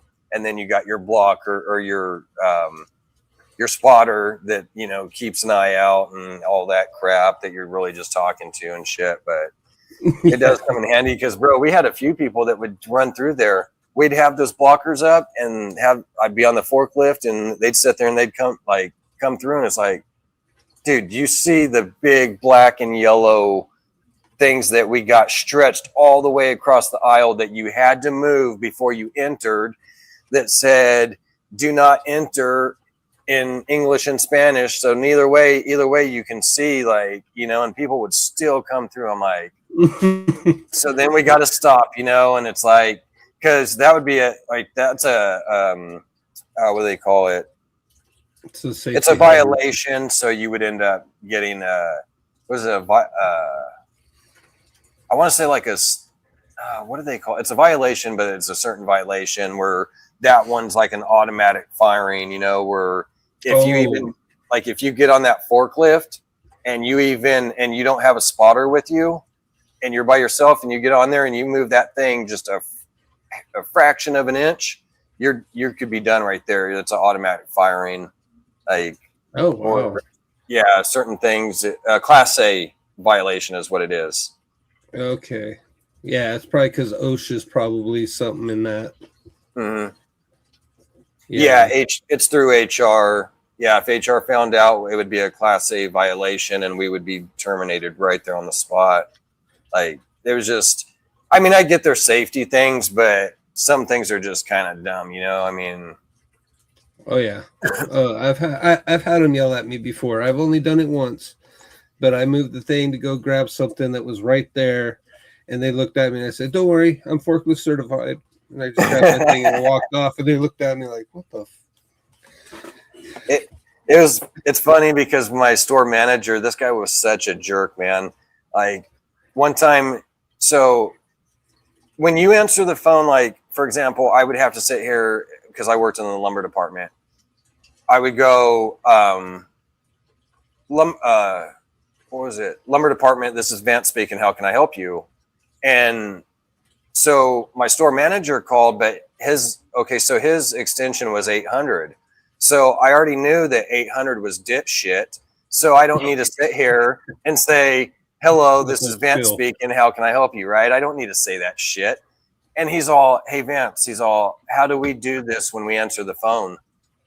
And I was like, oh, this fucking dickhead, dude. Like, are you serious? And I was like, Vance, this is Vance speaking. How can I help you? And he goes, we're going to try this. And he goes, like, as I'm starting to say it, he goes, yeah, we're going to try this again. That fucker hangs up, calls back. So I have to turn around, bro. And I'm heated, right? Where I really, you already know what I want to do to this guy. And to sit there and have to be like, lumber department, this is Vance speaking. How can I help you? You know, like, dude, I just really want to fucking let loose on this guy. Like, yeah, he was wild, man. He was a jerk. But it was funny because one time we were going, I left because we had this big ass roll up door, and he always wanted it down, right? Like, well, it could be up, but it was either all the way down or all the way up. And so one day I was sitting there where I went to look out if we had some lumber and stuff, you know, product that came in. So I kind of cracked it a little bit, like where, and he was taller than me. He was like 6'2", 6'1", and I cracked it to where even I kind of had to duck a little. And I went out and I kind of looked and seen what we had, and I was like, well, I'm gonna go back out in a second. Well, I went, and then here he comes walking, and he goes, hey, we need to go check and see something. And he was right there by that bullpen where I left it down. And he's walking, and it just, boom, hit him right in the head. And he went back. I was like, yeah, I got this second, man. He's all, dude, it knocked him pretty good. And he's like grabbing his head. And I was all, oh, man, are you okay? And he's all, no, I'm dead. And I was like, what a dick, dude. Like, you know what? I'm glad it hit you now. All right. I was like, man, this guy, he's such an ass. I mean, there was even a few other things he's done, but yeah, it was like, yeah, he was just one of those guys that, man, he really makes it hard to work for, you know, to sit there and be as a store manager. And in fact, it was funny because even one of my good friends, Josh, this Mexican guy, he was like he was a department manager, and he was like I've had quite a few managers like him, and he's one of those top ones that was super cool, really respectful, like talk to you proper, you know, hey, I need you to go get this out here or whatever, you know, not, hey, get out there and go get this done or whatever. The guy was so cool, man. Always had your back and whatnot. And like one time he went to Eric's office. Eric had called him in there, and he's like, hey, he had to talk to him about whatever. And so he comes back, and Josh is always just a cool, chill guy, right? Just super mellow. And he comes back and he's like, man, Eric's a fucking asshole. And I was like, oh, damn, dude. Like, he got to Josh, and Josh is always chill. And he's a great worker, too. You know what I mean? The guy is a really good worker. So it's like, I don't know what he griped about him or whatever he said, but yeah, it definitely pissed him off. Where it's like, yeah, it's the little things. Yeah, he was one of those guys. Like he had his favorites, you know, and the ones that he liked, yeah, he treated them with respect. And usually that was the girls, and it's like, but everybody else, you know, just kind of whatever. And it's like, I don't know, man, that's just not the way to run a business. I mean, and I worked my butt off, you know, like for any job, but that one again too, you know, it's like I had great customer service. I mean, I had better customer service than any of the other guys in the lumber department. You know what I mean? Like they even wanted me to do a mid shift because that was when the busiest traffic is. And they wanted me to do every mid shift. And it's like, no, I don't, because I don't like mid shifts. I don't like closing either, but you know, I could be opening or something. Like I'm not, no, that's. Yeah, I always preferred the morning shift too, but I always got stuck with closing usually or midday with Walmart when I worked for Walmart way back in the day. And man, total 180 when it comes to those night shift supervisors and managers and stuff. It's just like, you know, I understand that you guys don't want to work and you just want to collect a paycheck, but do you really have to nitpick over every little thing and then it just be one little small, oh, well, nope, you got to stay and you got to finish cleaning this, or, oh, you didn't sanitize this well enough, or, you know what, man, show me how to do it. Right. Show me how to do it then, man. No, that's true, man. It's a different beast at night. Yeah. I hated like the graveyards and everything, man. Those were always kind of like shitty. Especially, I mean, like when you go in at 10, 11 o'clock at night and you're there till 6, 7, 8 in the morning, you know what I mean? It's like, and everybody else is sleeping, and that's the more dead shift. You know, it's like first shift is usually the one that does kick ass. Third shift, it's more just, it is kind of chill and relaxed, but I don't know. You're not sleeping when everybody else is, and it's dark, and I don't know. It's really hard to get focused onto that. And then you get off and to pay your bills or do anything, right? Like that shit's hard. Oh, dude, yeah, no, it sucks. But I mean, I left that job to go to the job I have right now, and I ended up starting out on nights on that job. And I was there for years before I got to go to swing shift, because everything's by seniorities. So you got to wait for people to get axed, basically, to move up the ladder to be able to get to the next shift, and so on and so forth. Right. But I would have much rather worked for the company I do now overnight than for Walmart, any shift, any time of the day, because that, I don't know how it is now, but back then it was not worth a penny. Right. And I think from what I understand, because I still have buddies that work there, they still cut back.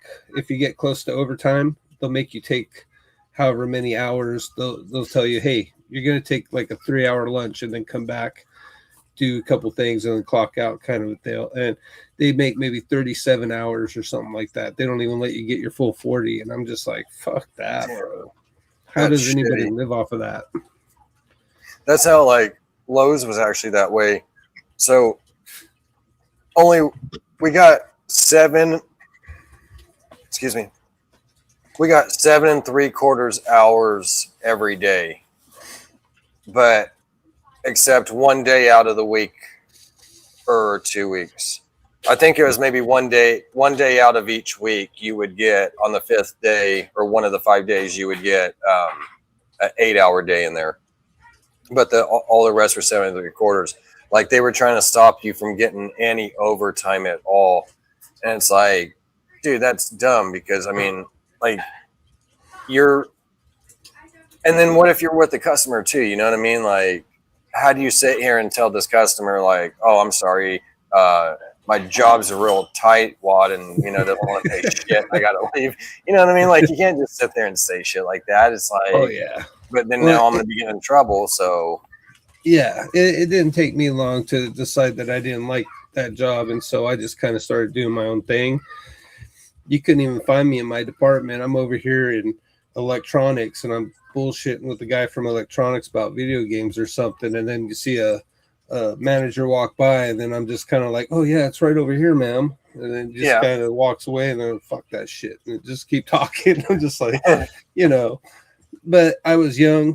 So, like early 20s, 19 kind of thing. So, we all were there at one point in time, Oh, definitely, man. Yeah. When you're young, it's like you kind of don't care. You're just like, whatever. Nope. And now I pay for it, because now I get to deal with those little dickheads. Mm-hmm. Definitely. Having to chase them down and shit. Like, what are you doing?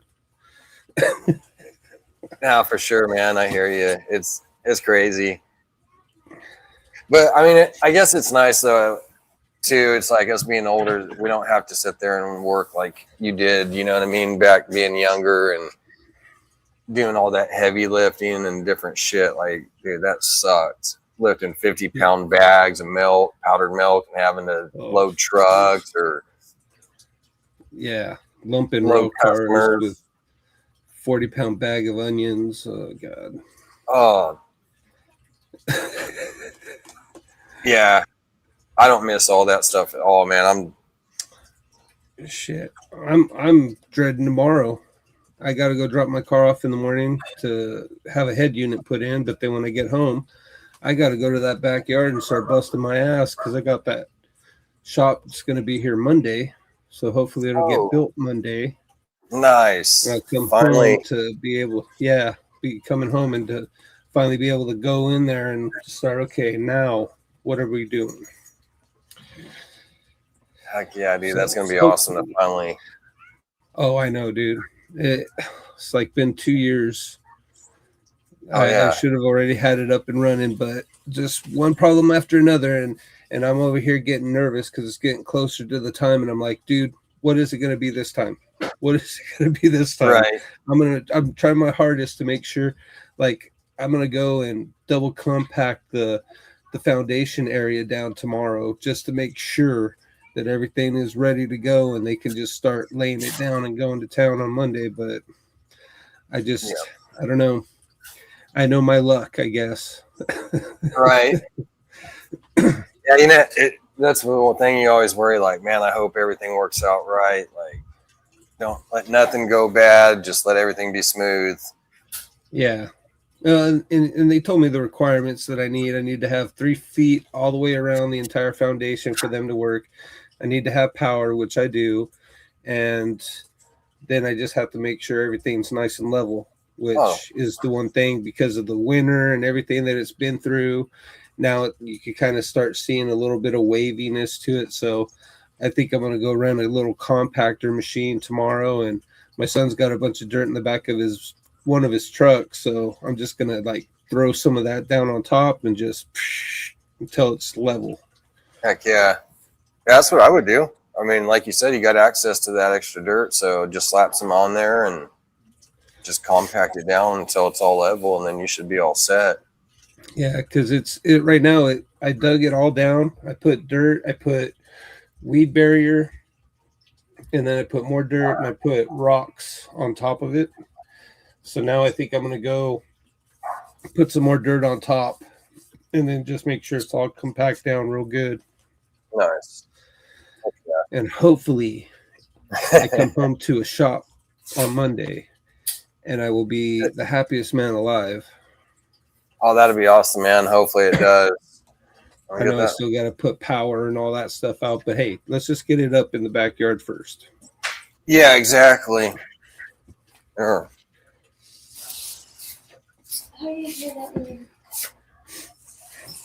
Yeah, hopefully that all works out, man. I decided to have them build it, so I don't have to build it. Right. So that's what I'm doing all weekend. But I have to take my car to that appointment in the morning, and I really don't feel like getting up that early, but I'm going to. Right. Oh, you get to finally pick it up? I'm taking it for the head unit. I'm going to put a new receiver in there. Okay. Hold on 1 second, Will. I'm going to throw this in the garbage can. Hopefully you guys' weekend is not going to be so heavy on work. So you got to get that fixed then, huh? Yeah. Like, I guess it's a normal occurrence on Subarus for whatever reason, but the head unit, it's all touchscreen, but like the main, I forget what they call it, but it's like a membrane basically.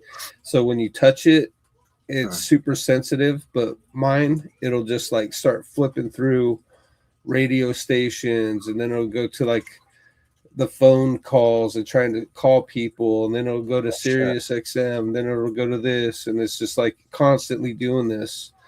So I have to turn the volume down every time I get into the car so I don't hear beep, beep, beep, beep, beep, beep, beep, beep, beep. And instead of taking it to these Jaggles that I bought the car from, because I know what they're going to tell me, I just went to Best Buy and just told them, hey, I want to put a new one in, an aftermarket one. I don't like this anyways, and I know that if I go to them, they're just gonna. If I go back to the dealership, they're just gonna put that standard one back in, and I don't want it. So this is the car you just got, right? Yeah. Yeah. I didn't realize it because when I drove it home, it was off. And so when I finally got in there to go to work, I turned it on and it just started freaking out. And I'm like, what the hell is going on with all this? Damn. I was like, well, I'll just, Bluetooth it to my phone. Well, that wasn't smart because now it's trying to call everybody. And I'm just like, well, shit. So I took the Bluetooth off, and yeah, there's another thing that I'm having them work on right now with it because, again, my luck, Your car has ADHD. Dude, it really does. I have so they didn't tell me this, but I have an aftermarket cold air intake system on it. Oh shit! And one day I was driving it to work again, and I got a check engine light, and it disabled my cruise control. So my cruise control is just flickering, and I'm like, "What in the hell's going on?" So I took it into the Subaru dealership instead of the Honda dealership where I bought it, and I had them do diagnostics, and they told me, "Yeah, you have an aftermarket, cold air intake on this, and it's not tuned. You have to get it tuned in order for it to trigger the system to where it thinks that everything's okay. Because right now, your air intake is so much that the car's computer thinks that, oh, there's something off, there's something wrong. That's why it flags the check engine light, and that's why. And then Subaru, for whatever reason, if the check engine light comes on, your cruise control starts blinking and you can't use your cruise control." Wow. So I'm like, okay, so what are my options? Oh, well, you'll have to get it tuned or go to OEM. Well, if I went back to the OEM stock, that's over $3,000. And I was like, yeah, no, I told him, go ahead, get me a quote for that. Print that out. So when I come to pick the car up, I have a quote. Right. I went over there and they told me, oh, that'll be $200 and something. I said, no, you can go ahead and have them pay for that. And they said, oh, okay. Okay, yeah, well, and if we need to, we'll call you. And said, no, there's no reason to call me. They're going to pay for it. And so I got my printout for the quote for the OEM, and I went straight over to that Honda dealership, and I let them know, hey, you either find someone to tune this or you put this in, and here you go. Go make a copy of this quote. That's over $3,000 to go to an OEM. And the guy said, oh, well, I was it was the main sales guy. Oh, I was the one that accepted this trade-in. And I told the guy that I'll only accept it if it's not tuned. And it wasn't tuned. And I told him, well, why would you do that? Oh, well, because people like to tune them up to where they have more horsepower and this and that. I said, not necessarily. If you put an aftermarket anything into a car, you have to have it tuned so that way the car's computer reads it as being normal. If you do not tune it, it does not read as normal, and then it flags like it did to mine. And he didn't even know that the Subarus will start cutting off your cruise control and doing all this stuff. And I told him, no, go look at my car right now. And so he went and snapped some pictures. He's like, yeah, I'm going to start calling around to try to find someone to tune this for you. I said, oh, okay, good. You got to do your job right this time. All right, cool. Yeah. Because I was about ready to take that car and shove it right up there. You know what? Oh, for sure. That sucks, man. And that's the bad thing with vehicles. Like, people sit there and, you never know what's wrong with something. They sit there and they're something wrong and they're not going to tell you and keep it hidden. And like, even when we got the car from the car lot, and I told her, I was like, man, I need to sit here and just get it from like somebody off the street, and she wanted to go to the car lot. So we did. And, she paid the extra $3,000, but it's like, we noticed stuff later, like spot the white paint and kind of touched up where it was scratched and everything. And it's like, dude, it's basically like you just took nail polish, slapped it on there and left it. Didn't try to blend it, anything. Like, why wouldn't you even just take some spray and spray it, and have it more smooth? Like, this looks like somebody literally took nail polish and just slapped it on there real fast. Like, Yeah. You just try to cover shit up, you know, and Well, it's not going to be a cheap fix for them either way, but I think that the tuning it is going to be cheaper than the OEM system, just for the simple fact that OEM is like $3K and then some change on top of it, as to where tuning it's like a $800 little machine, and then it's like an extra $200 to $300 for the actual file. So you put it in there, and then you can actually shoot it over into the car, and then it'll read as normal. But instead, the guy just decides, no, it needs to not have any tuning. So I'm sure that the guy before, he was like, all right, and he took the tuning off, but he took the box with him, so you can't tune it.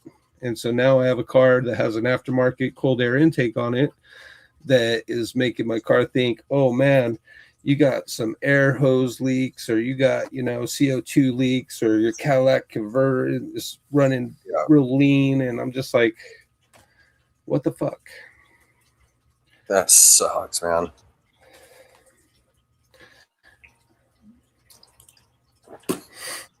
I remember when John, what's up, brother? How you doing? Right? Hey, you too, Michael. Have it going, brother.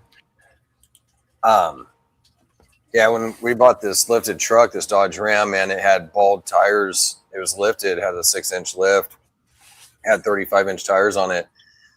Well, they were all bald. And so I'm like, when we go to take off, man, like I would just barely hit the gas, just barely step on it. And it, it had power in it. So that made it kind of tough because you got to not give it too much. But I would just barely step on that gas, and I'd be going to, turn left or wherever, and it would just spin, bro, and I'd lose traction. I'm like, damn. So I'm like, fast forward 3 months later, like eventually, okay, I got some money to get some tires, and I went and got some Mickey Thompsons put on there, and finally nice to have some good traction back, where you drive that thing and everything nice without sliding. But yeah, it sucked. Like, right. Hated that. Well, hopefully I'm going to get all this taken care of. The guy was supposed to call me today, never did. So I'm guessing he's still out there looking for a tuner, which good luck. I've already called all around town and nobody does it. So he's going to find out real quick. He should have never did what he did. So yeah. Stupid ass, man. Now he's going to have I'm not a fan of car salesmen, to be honest. And no offense to anybody out there if you are a car salesman, but just vultures. Yeah, no, I agree. It's funny too because we were just on I don't know if it was the Morphs show or what, but we were talking about the something, and I was thinking the same thing. I was like, it goes back to like, they remind me of car salesmen. It's like just anything. Oh, that's what it was. It was like the expos, how, talking about people that are just like basically like carnies and car salesmen, where you're just like, hey, come over here. There's nothing wrong. Like, yeah, you want to talk to the people, but when you're trying to push it, that's a whole nother situation, right? Where it's like, calm down, man. I don't want to hear all that crap. Like, which is what my wife wants me to be, is like anybody that comes near the table. Hey, how's it going? How you doing? What are you looking for? And I'm like, I'm not going to do that. I don't waste my, hey, how you doing on just anybody walking by. If they're going to come by and start looking at the table, then I'll talk to them. But if they're just kind of passing by and looking, I'm not going to say nothing to them. It's not going to pull them in. Exactly. Yeah, no, it's true. It just it does the opposite for me when I have people that are sitting there just like, hey, come check this out, come over here. You want to? It's like, no, I don't. You could have sit there and just been like, hey, how's it going? And that would have sit there and got me to go, okay, let me see what this guy has. But yeah, when you push it like that, no, that does the opposite. Like I said, it's just gonna make me go, nah, I'm gonna go to the next table. Well, see, that's what I was doing. I said, I'm going to put myself in that situation. If I was on the other side of the table, do I want this guy yelling at me from across, or do I just want to wait until I hit the table and then start the conversation. Exactly. It worked out pretty good, to be honest. I mean, plenty of people came up, talked, asked questions and stuff, and it's fun, dude. I love vending. It's only my second time, but I really love vending. It's cool. Oh, for sure, man. I can't wait. Like, that's one of the things I'm super excited about. Like, I'm hoping this year that I could finally, I've been trying for the past like 3 years, but I'm hoping this year in October, I should finally be able to vend. So it's like you said, it's a fun experience, man. I mean, if you're a people person and you like to talk or whatnot, then yeah, that's for you. If you don't really have good people skills, then no. I mean, you're probably just staying on Morph Market or something, you know, or Reptile Ads. But it takes me completely out of my comfort zone, dude. And you know what? I like that though. I really do. I like the fact that it's a challenge for me to get out there and talk to people, because I'm very quiet, and I'm the kind of guy that I'll speak when spoken to, kind of thing. Like, that's how I was raised. Is like, don't interrupt somebody. You speak when spoken to, kind of thing, you know. So right. I wait until they hit my table, make eye contact, and then I start talking to them, because any other time, to me, because of the way that I'm programmed from being a youngster, that's rude. So I just kind of implement that. And dude, some of the people are just awesome to talk to too. I mean, they have so many questions about things. I had a lady that was asking all the right questions, and I even told her that. I said, "You're asking all the right questions. What temperatures do they need? What size setup does this need? What does it eat? You know, how big do they get? Or do they get bitey? Do they, you know, asking all those questions." Right. No, definitely. It is, man. It's awesome. And like you, I mean, when I was a kid, like, I was a super shy person. Now I got kind of a bigger mouth and will go and talk, but I guess in some senses too, I'm still kind of shy in some ways, you know, depending, I guess, on the situation and whatnot. But yeah, I just, like you said, I don't know. I like to sit there though and get out and talk with people, to sit there and just kind of hear their story and, you know, like, teach people stuff, you know, if you can, that education part of, you know, about the snakes, like, oh yeah, you know, they like this temperature, you know, you got to keep it between here and here, and, you know, keep your humidity at this spot. And, yeah, you know, this is the kind of genes that we have, and this is this. It definitely gets you out of your shell, for sure. Oh, definitely. And it's true. It'll help you, like you said, mature up to where you, not saying somebody's not mature, but in a sense of being shy, to mature up to where you're like, okay, I could be able to go out there and talk with people more and do things. Like, it was even hard. Like, I worked a few jobs like retail. I worked at Lowe's, like I said, for almost 4 years. And then I worked at DAV, Disabled American Vets, in Missouri, as a cashier. And when I worked at Lowe's, I worked in the lumber department, but I would do cashiering a little bit. If like the cashier was behind and I had free time, I'd jump and help her out. But so when I would do like customer service though, even though I worked at DAV, going to Lowe's, a whole big commercial store, you know, where this DAV is more smaller, hand-me-down thrift store is what it is. You know, it's a thrift store, so it's a different thing. But even being there as a cashier and having to talk with these people and different stuff, it was hard on me, and I had to break that shell. And then when like I went to Lowe's, it's a totally different atmosphere and everything, even bigger. And it's like, to sit here and have to talk with these people. And Lowe's, it was very stern on the way, like, your customer service, you need to engage those customers and yada yada. And so you need to approach them, look in their eyes. Hey sir, how can I help you, ma'am? Yada yada. Add-on sales. Like, man, they have all kinds of shit in there. You know what I mean? Like I said, add-on sales. Like, oh yeah, what did you forget? You know, did you get batteries for that, or is there anything else? You know, like, yeah, there's stuff that they do to get more stuff sales in there. But yeah, But yeah, it definitely helped me out. You know, you're able to talk more. Yeah, you know what? She was. People walking by, or a kid starts looking at the snakes or something, and then, oh, I think you need to take one of these home. Come on over, and I'm just like, come on, Yeah. why are you doing that? Yo, I think you need one or two. Come on over here and grab one.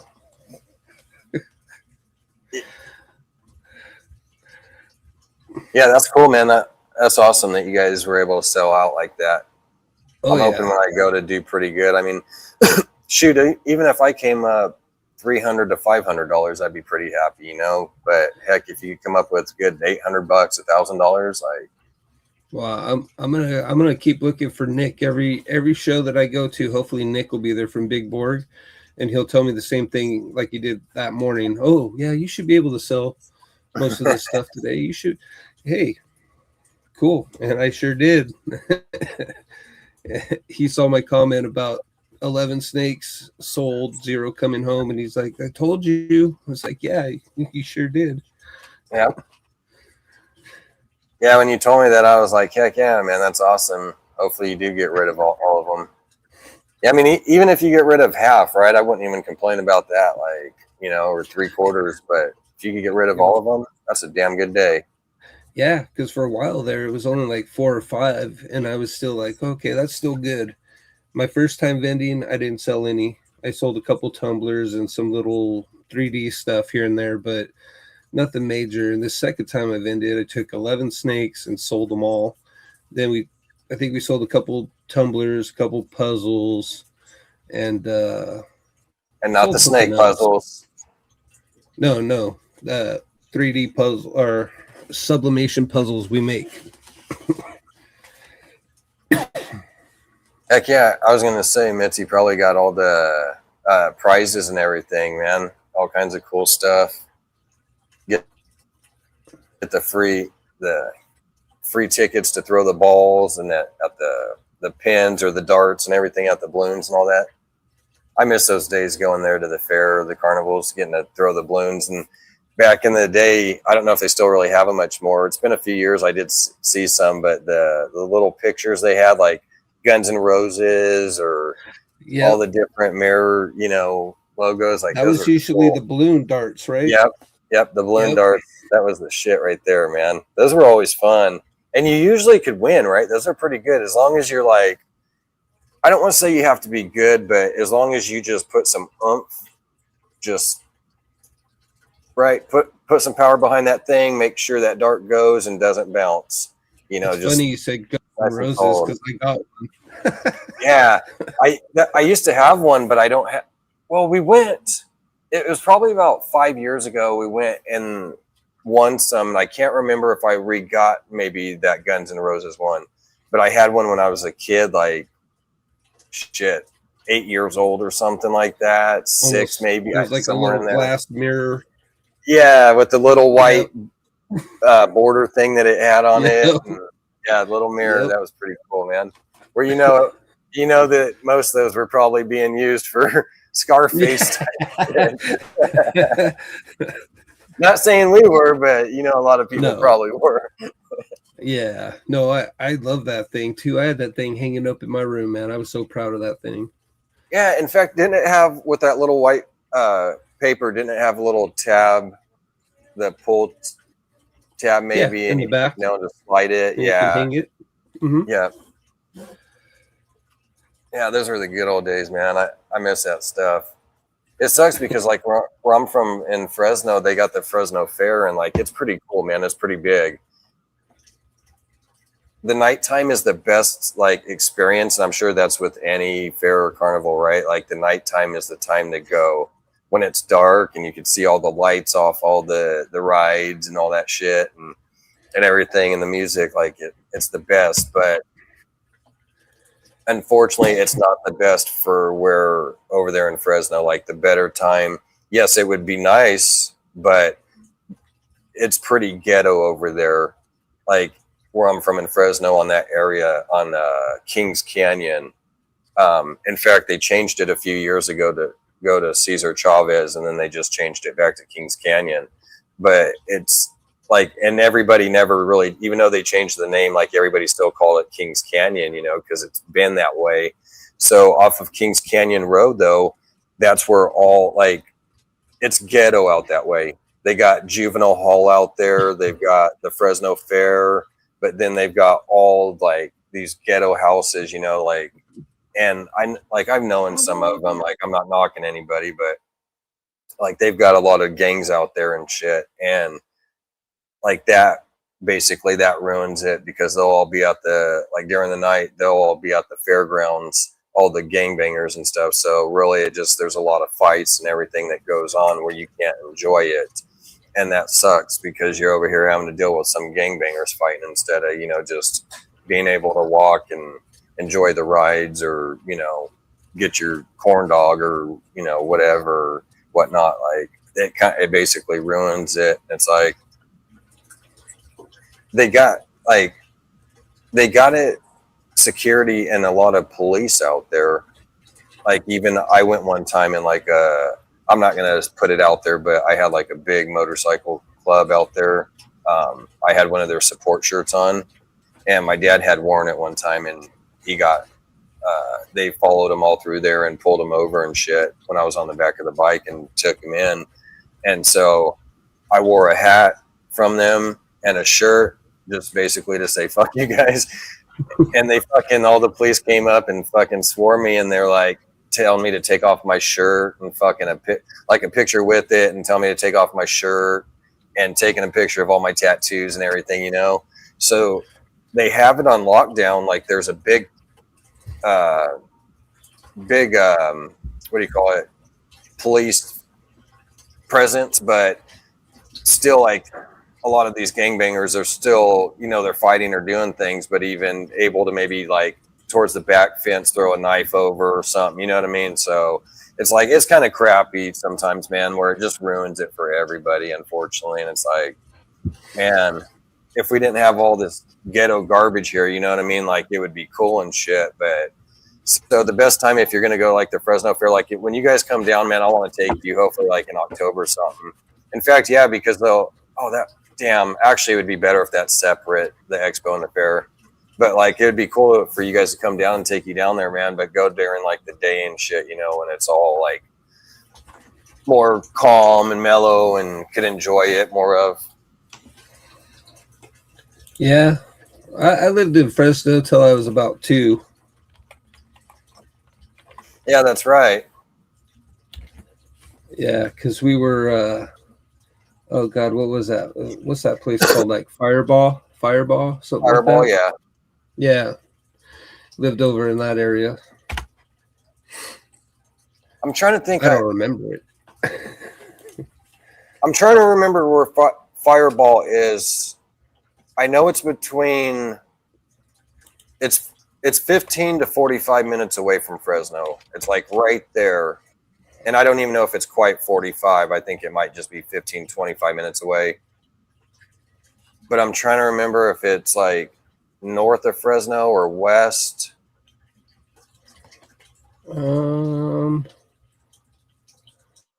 Fireball is one of those ones that I know and I've heard of many times. And it's you know what? It's west. Yeah, it's over west kind of by like Fresno. Mendota. It's like, so actually it's like northwest. So yeah, you'll go north a little bit and then you'll go west out. So I think it's like 40. Yeah, it's about 45 minutes out from Fresno. Yeah, because we were like in there and then Mendota and all that stuff. In fact, my buddy, one of my friends, we went, it was his birthday. In fact, if you guys want to look, you could see this. You'll see the exact thing that I'm talking about right now. If you go, so my buddy, it was his birthday. We went out there it was his grandma. I can't remember if his grandma was already passed or if she was alive, but they were selling her house. She had property out there. And his dad lived on the property. And so for his birthday, we went out there. We took the AKs out and went shooting on his grandma's property. But if you guys want, the property, the story I'm telling you about, if you go here on my YouTube channel and you go to the very beginning of my YouTube, the first and second video, it's when I first started YouTube. That was back in like, damn, I was going to say 2017, but I think it was longer than that. I think it's been 10 years or no. Yeah. So maybe it has been like 2014, 2016. But that's when I first started, and I just put up 2 videos and that was it, and never messed with YouTube again until 3 years ago. But you'll see the videos of that property that we're out at, and that's out in Fireball. And it's like, it's country out there, and it had like, there was acres like all kind of just behind us. There was property like way back. But we had a big area of acres that was all open, and we had some targets set up and we're shooting out there. But that was pretty cool, man, because his dad, or his grandpa was already passed, but there was, he had these like cinder blocks all set up. So it was a dog kennel that he had on this country property. And he had all these cinder blocks going for dog kennels and all spaced up right next to each other. And then he had like a top on it. And then he had like a chain link fence. So there's cinder blocks missing, a couple at the bottom, right, where the dog could come out, enough room for it. And then it has a chain link fence going up. Okay, so it could come out, and then it has chain link fence coming out off the cinder block further and closed so that the dog could be in the chain link area and be out there with the sun and shit. And then when it needs to get out, then it could go of the sun, it could go back into that cinder block and have that big old 5 by 10 or 12 or 6 by it was pretty good size, you know, for these dogs. And he had tons of them, man. Like, I don't know, like 5 or 6 or 8 or something going down. And then it was like another pile of them. So he had probably like 10, 12 of those kennels all, and it was just one huge thing, you know, where it's like, and then had the water connections in there, or like the buckets, and would fill those up with water. And then it was just all concrete at the bottom, so he could just hose it down, spray it, all the urine and feces and everything. Like, it was pretty wild, man. It was pretty cool. Like, it was interesting. Warrior Gardens, how are you doing? Thank you for joining us. I want to make sure everybody's blue. Ooh, Vision Quest isn't. Sorry, Dan, I'm going to get you. I feel bad. I didn't even know he wasn't smurfed. Well, if you're in here, Dan, I got you smurfed, buddy.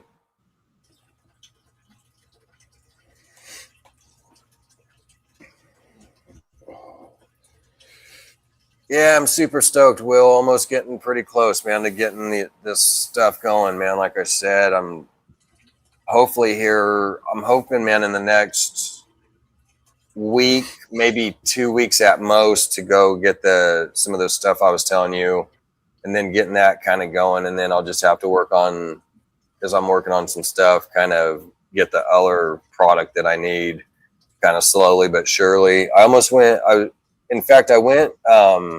the other day when I told you to that one place, and I was going to pick up another deal that I needed, but it didn't come with all the components. And I was like, well, shit, for like $30, $40 more, I could just go to the other store and get the good brand and, get something from there. So I'm just going to wait and go that route.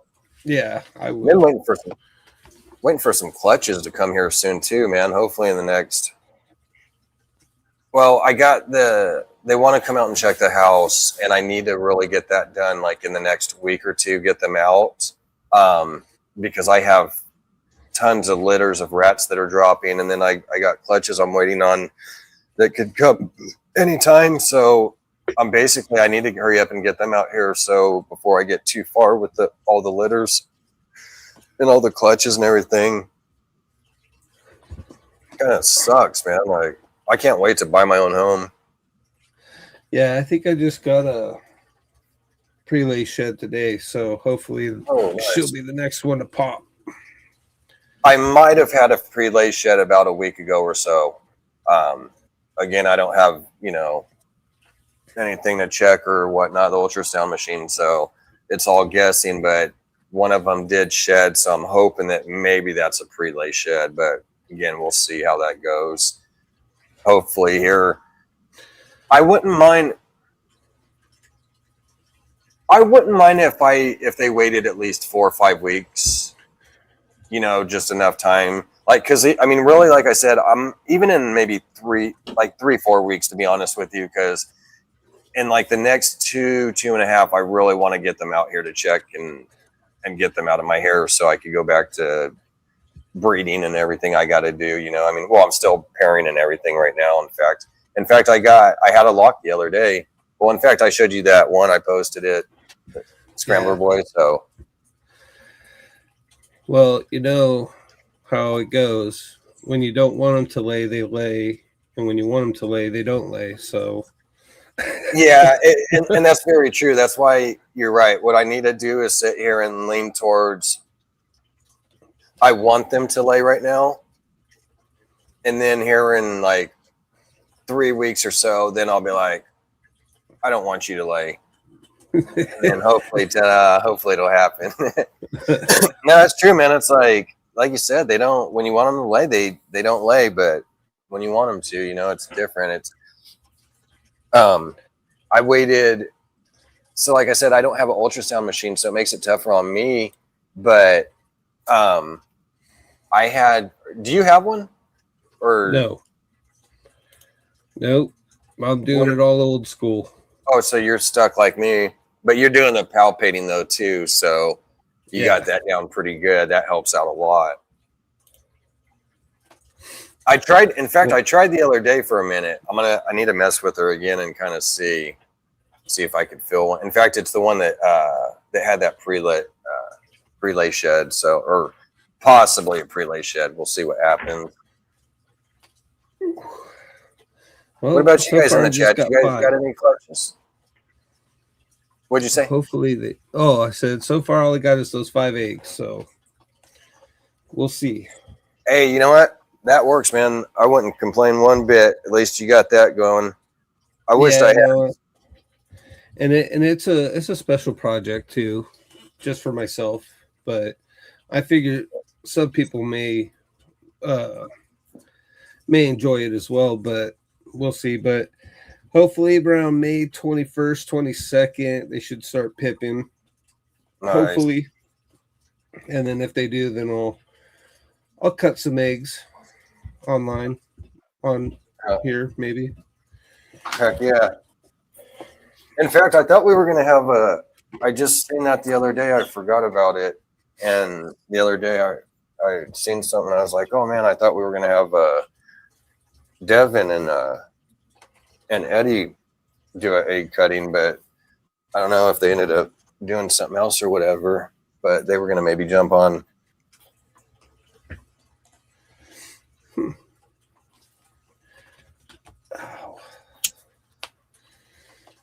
How's everybody's season going? Are you guys expecting any clutches soon?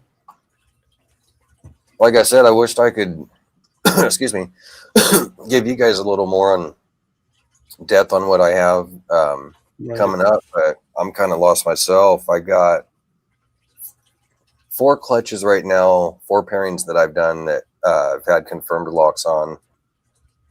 One being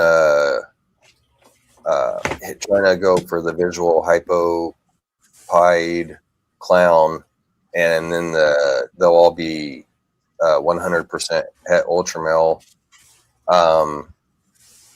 I got some scrambler stuff going. I've got some more pairings. I got another pairing that I'm going to do tonight, actually. And then another pairing in the next day or two, so another pairing, 2 pairings tonight, and then tomorrow or the next day do another pairing. And and then a few days after that, hopefully do another one. And then the end of this year, well, like come September, October, I'll probably be doing 1, 2, 1, 2, 3. I think about another 4 pairings, 4 or 5. Not bad. Yeah, nothing too crazy. I'm doing about 8 clutches this year, 8 to 10. So I mean, even if I walk away with 4 to 6 clutches, that's not. I can't complain. No. That stuck shed on you. Oh, you'll be getting a soak tomorrow. I heard you say, Okay, Jeff, buddy. if you look at my last post on Instagram, it's my daughter. Look at her upper arm. You can see the Ferris wheel piercing. Oh, nice. I'll go check that out. That's pretty cool. I mean, hey, and why not, right? That's a pretty cool tattoo to get. You know, a family business type thing. I like that. Oh, no way. Also had a ticket box and a few tickets. Is that now? Are you saying for the tattoo right here, or what you got when you were actually there? Either way, that's pretty cool. But yeah, either way. But if you were, I was taking it as a tattoo. That would be dope. But I love cotton candy. Hell yeah. Nice. Cotton candy peeps. Yeah, I said the whole fair scene.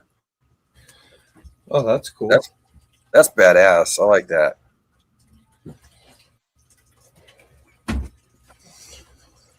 Oh man. Well, unfortunate circumstances of that happening. Obviously, with a loved one, that's something you never want to happen. But a pretty cool blessing type thing that she did with the tattoo, though, the memory of. I like that. Yeah, for sure. That's pretty awesome. I wait for a phone call from my wife because she had to go out hunting the parking lot at the movie theater for my son's AirPods he dropped in the parking lot. Oh no. Oh yeah. So I'm waiting for her to get so irate from looking that she's gonna call me, come over here and find these for me. Over at the parking lot? Yeah. It's like that boy sometimes, man. That's funny. Kids, man. Oh yeah, especially him.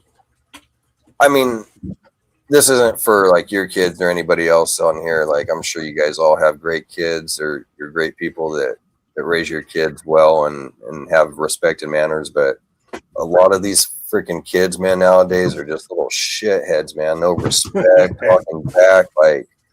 talking back to grown ass men. You know what I mean? Like people like us, man. Like, dude, you realize what we would do to you, right, kid? Like, I don't know if you think you're Superman and you're some badass. If you've been watching too much Chuck Norris and Bruce Lee, because that was our day and era. Like, we're the true Bruce Lee, Chuck Norris people around here. You know what I mean? But it's like these kids, man, they have no manners or anything, man. Disrespectful. Like I told you about that one little shit, or those ones over there at Lowe's, but that main one, well, sucker. He learned real quick though. Well, see, he's super smart. He's very good at sports, but he's very clumsy, and he is not street smart whatsoever. So he's got this 50-50 thing going on where he's just like in between. But this right here was a not street smart move. You lost your AirPods during the night at the movie theater, which, yeah. So I have a feeling I'm going to be going down there here in a minute and hunting down some AirPods that I'm going to claim as my own. Right? Finders keepers, losers keepers. That's right. That's how I teach them. That's right. You can have them back when I feel you're responsible. That's right. When I see you've been taking out the garbage and doing everything. Yeah. leveling out my new spot for my reptile room. That's what I'll do if she tells me to go down there, which I have a feeling she's going to here soon. But if I find them, guess what? You'll get them back after that shit's leveled in the backyard. What up, Val? Val, what's up, brother? How you doing? What? Mr. TikToker. Yeah, you've been TikToking away over there, huh? Yeah, John's Creations just won an egg off of his first clutch. Oh, no kidding. Nice. Yeah. I was kind of hoping I was going to win, but that's all right. Was it a misfit? Has rip, I'm happy. Yeah, that's awesome, man. Hey, if it's not us winning, at least it's John, right? Yeah. Oh, yeah. No, I think John works pieds too, and I believe that was a clutch with pied in it or het pied or something like that. So very cool, man. Yeah, that's awesome. It was really cool of Val to do that too. Yeah, no, I mean, you know what, man, honestly, I can't complain. I've been very blessed lately to get quite a bit of genes added into my collection, and for quite a bit of them I paid for, but a lot of them too I didn't. There's the ones that you've seen. There was 3 that came in, and then there's that other one. So there's like 4, maybe 5 that I got like on credit or on a kind of a win thing that game that I had with somebody. So I mean, and they were all genes I was looking at getting, so I can't complain. Yeah, I got pretty lucky my last couple pickups too, man. I got some new stuff added. That little Hurricane boy though. Whew. Oh yeah, Hurricane, man. I can't wait to put him into work, man. He's a Hurricane vanilla yellow belly tiger head albino. And that's gonna work into a lot of my projects. Nice. Oh yeah, Val, just chilling. Yeah, that's what we're doing, man. Enjoying this beautiful Friday. Love it, man. It's wonderful. I got a ton of stuff to do, but life's been going good, man. I can't complain.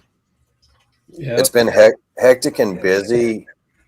Not having a ton of money, but I'm scraping by and enjoying life, man. I really can't complain. It's actually been great. The only thing that sucks is like I told you, my cousin came down last Friday. I never got to see him one time, man.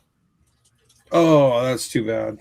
Yeah, I was pissed. That's too bad. Except for the one time I told you when I seen him riding by like shit, like an asshole. So if you're watching, cousin, you ride like shit. I'm telling you that right now. Shit. It's not that he don't know how to ride. He just doesn't. He wasn't being safe. I still got to talk with him though. I actually wanted to give him a call because it sucked, man. Because so my wife, she had to go in for kind of a surgery, minor surgery type thing. I don't really want to say surgery because she wasn't under, but kind of had to go under somewhat. And so she wasn't feeling too good and couldn't really get around. And I had, so he comes down Friday. They didn't call or anything. And so they called Saturday about meeting up. And I was like, okay, well, I got my podcasts. And because I was going to go bowling with them, but she had to have her procedure done. So they hit me up Saturday. I go, okay, well, after. And then when I contacted my sister, she was supposed to come over. She had just got back. And then her daughter had just arrived with her kids. So that got pushed back till Sunday on Easter. And I was like, okay, well, on Easter, oh, nice. Yeah, he was laying in his water bowl after a nice big meal, so he's trying to digest it. But Yeah, this is Which the one's Hurricane that? Yellow Belly, Oh, Vanilla, Tiger, Het albino. nice, man. He's almost there. He's almost ready. Did you say tiger? Yeah. Nice. That's gonna be badass. Yes, sir. I love Hurricane too, man. That's one that I've been wanting to get for quite a few years, and I still haven't added because there was stuff that I got before it, and it was tough too, man. Acid was one. I wanted acid and Hurricane, and so I ended up getting the acid. Yeah. But Hurricane's nice. I could tell he's in shed, so he's not popping like he normally does. But yeah. Still nice, man. Still pretty dark. Oh yeah. Oh That yeah. contrast and everything too. Yeah. My homie hooked me up with that pretty good. 80s balls on Morph Market. Oh, 80s balls, baby. But yeah, so on Sunday on Easter I was gonna meet up with them, and then I was driving. I was gonna go get some barbecue, and I was gonna call them and see if they wanted to go eat or barbecue. And when I was just pulling up to the store, she had called and she's like, "Hey, we're gonna barbecue tri-tip. If you wanted to come over." And I'm like, "Oh man, I was just getting ready to ask you guys the same thing. I'm at the store right now." And she's like, "Okay, well, I was off. You guys want to come over or whatever?" And she's like, "Okay, well, after we get done with the barbecue, we'll come by." And so it got late when they were done, and her fiance had to leave, and then my cousin had to get back to his Airbnb.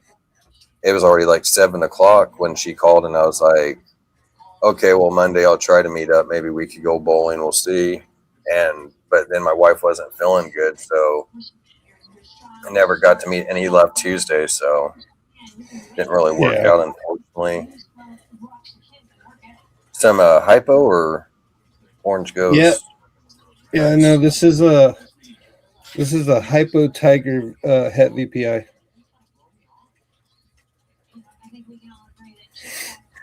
Hell yeah! Look at that too. I like that. Sucker for saddles. Look at all. Oh, definitely. Saddles. I agree with you. I think everything I have pretty much has saddles that go down it really nice.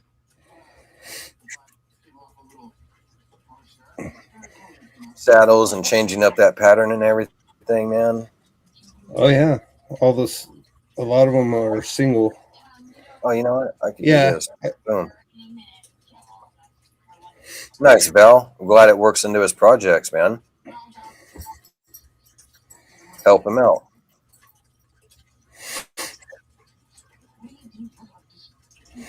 Yeah, it's beautiful. Love hypo too, man. Hypo's so nice. I got hypo all over the damn place. Yeah, I hear you. I don't even know if I realize how much hypo I have. Just on I could show you. I could show you the babies that I held back too. On I have quite a bit of het hypo, a lot of it, but then I've got a lot of visual hypo too. I know I've got 2 visuals for sure.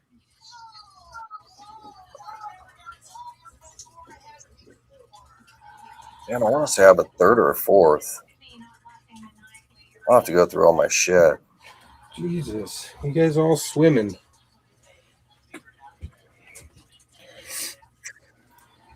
Hell yeah. That's awesome. John said, "Yes, sir. I'm the lucky winner." Hell yeah, John. Congrats, brother.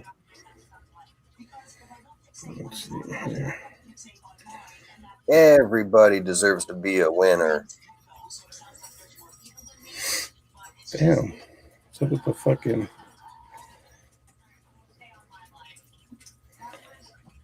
camera there? Not wanting to work. It's like, damn, it looks too good. That woman seems like albino's tough too, man, to get. Yeah.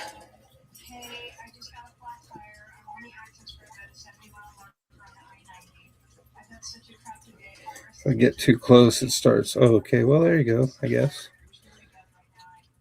Nice. I love that contrast. Albino tiger het Joliffe Exanthic. And I got 3 of these. And they're all Nice. female. Hell yeah. 3 females? That's dope, man. Yeah, well, That's going to set you up nice in that project. I had a total of 6, and all 6 were female. Oh, damn. Nice odds. Yeah. The only thing you could have asked better is maybe a 1 male if you needed one. Yeah, no, I have a super tiger snow, so I don't need that. Perfect odds. Yep. So now I can produce a bunch of super tiger snows.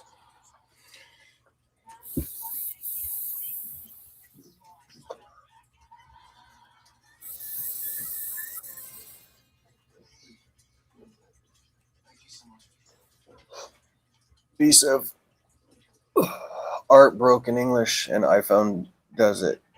Go together. Right, John? Damn thing's messing shit up. What pisses me off is autocorrect. One time I went to, this happened a few times, went to type a buddy. Like I said, it happened numerous times. Once it went through, a lot of them I actually caught, so I could change it. But like I would text a buddy, I was like, "Hey, what's up, bro?" And it messaged him, "Hey, what's up, boo?" And I was like, "Oh shit, don't do that. That's not what we want to say." He's like, "What'd you say?" I was like, "My bad, bro. My bad, boo."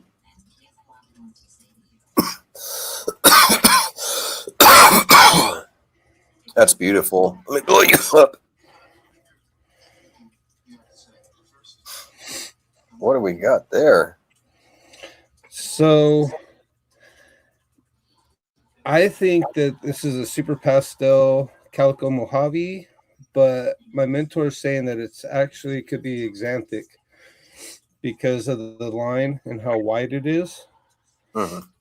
Because the Joliffe Exanthic will do that white. So he's thinking that I got a super pastel Mojave calico Exanthic. That's sick. Yeah, you could definitely see the calico right off the get-go. Oh, yeah. Super pastel. And the Mojave. Yeah, Mojave too. Yeah, absolutely. But even if it's not Exanthic, it's at least het for Exanthic. So I know that for a fact. I produced this guy. That's tight. It could be, man. But they don't have the damn test for it yet, though. Oh no, yeah. Man, that would be so cool if they had the test in a way so you could check it. But then, it's kind of good they don't, I guess, in a sense, right? Yeah. Well, and then this white, if you can remember the white on this, Up I'll there. show you an actual Joliffe Exanthic right now. Nice. I'll go grab it real quick. That's badass. I love calico. That was the first thing I seen too. I was like, well, it's a pastel calico for sure. I love it. Calico is one of my favorite jeans, man. Since I was a young kid, I loved calico. So beautiful. You can't ever go wrong with it. Oh, nice. You see the white? Well, trying to get it to focus. Brave, I agree with you. Baked beans are a must when you do barbecue, buddy, especially maple bacon.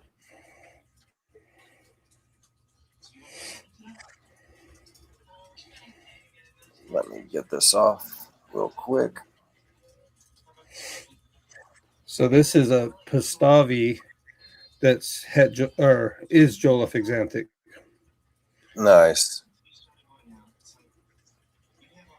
But you see that white color? That's kind of the color that's on the back of that one that I just had out. Yeah, I think that other one is.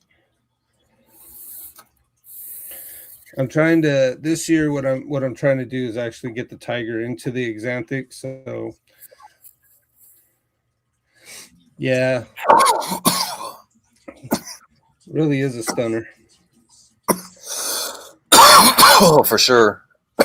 And That's a beautiful snake, man. Yeah. See, I'm a Mojave freak. Oh, definitely. You can't go wrong with Mojave. It's kind of got the bone patterns. Yeah, that's that's what I love about Mojave too, man. It puts that bone down. Pause.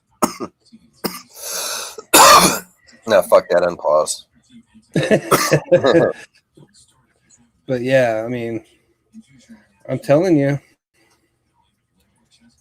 Joel F. Xanthic is not a bad Xanthic, guys. And No, not at all. if you stick with me, you're going to see a lot of this stuff being produced down the road. So, Yep, keep an eye out. yes, sir. My precious. Uh, Oh, shit. We're at 3 hours. Holy cow.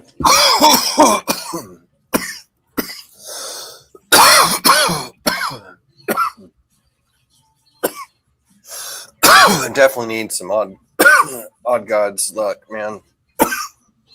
Everybody's got to have the odds gods luck, right?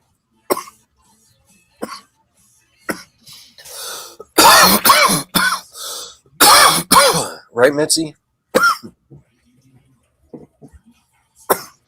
Pretty looking snakes and Mojave, man. Mojave is a nice Can't snake. go wrong with Mojave. No, not at all. Val said, yes, I think from what you just showed, it looks it. That's what and I I didn't agree, really Val. even think about it until he mentioned it. Once he mentioned it and I started looking at it, I'm like, you know what? You could be right.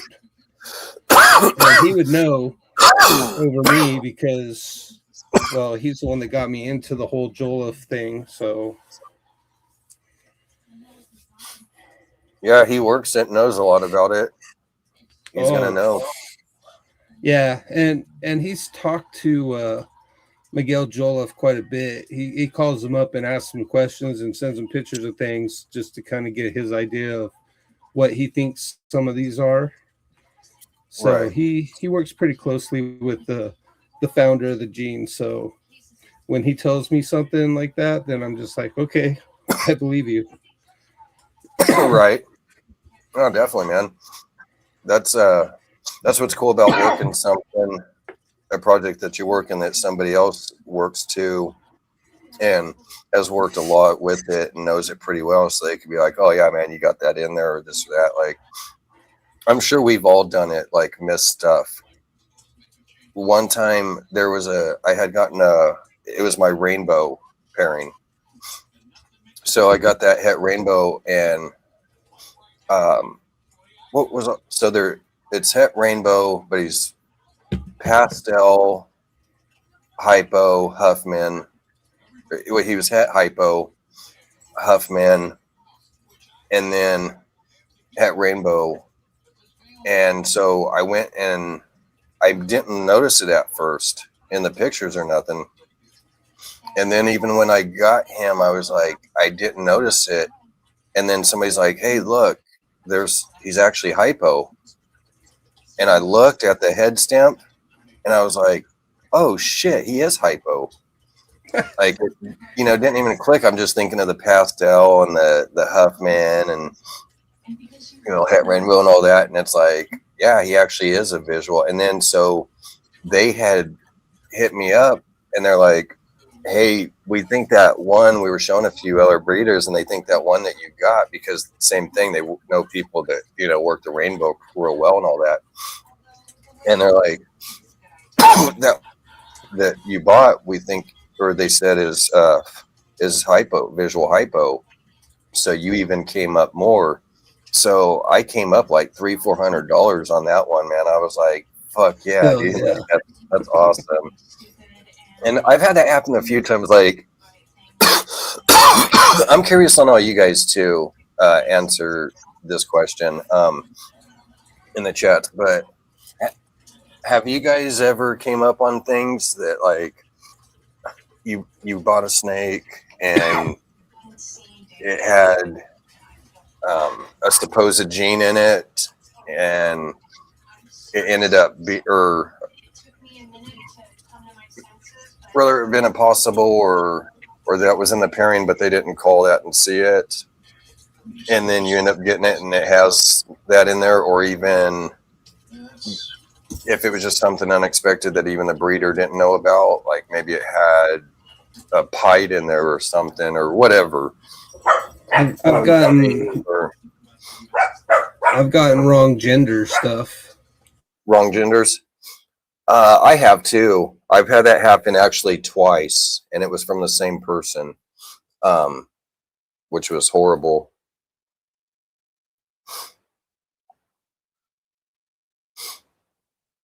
Yeah, I got a male that was what was supposed to be a male, and it ended up being a female. And then I got what was supposed to be a female, and it ended up being a male. So it was pretty shitty to sit there and have that shit. Like, if it works out in your favor, I guess. I mean, I guess with these ones, it wasn't a big deal because I was actually going to breed them. So that would have been fine either way. So that kind of worked out in my favor where I can't complain too much. But still, I don't know. It's pretty shitty when it's something you do want to put to something. This is the only one that I've kind of had questionable, because when I bought her, the guy told me it's just an OD. And this is one I've been struggling with for years. But look at the wacky pattern. Look at how light she is. Right.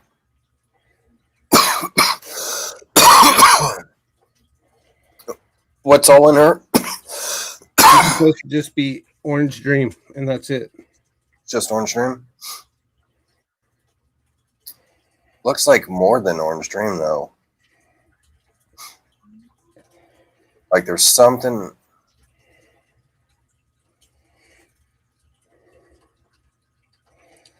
Because, I mean, even a lot of the pattern connects and wraps around. Right. It's not just a saddle. And, I mean, she's got a clean belly. Yeah. And then look here. That's what's weird, too.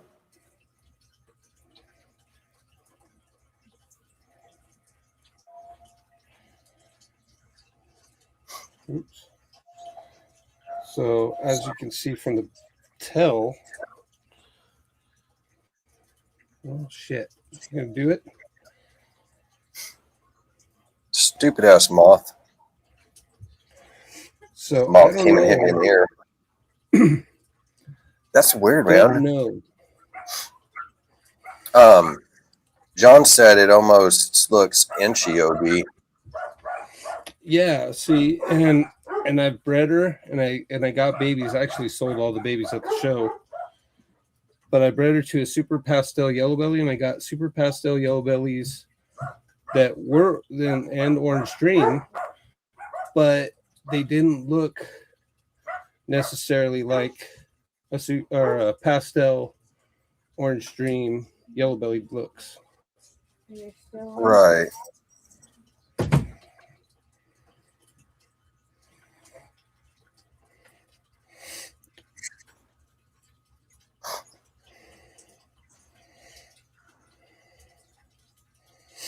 But she don't have the white out. You know what I mean? Yeah. I don't think that's wide enough to be an inchy.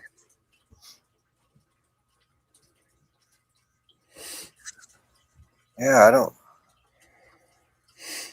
That's got me stunned because it's not.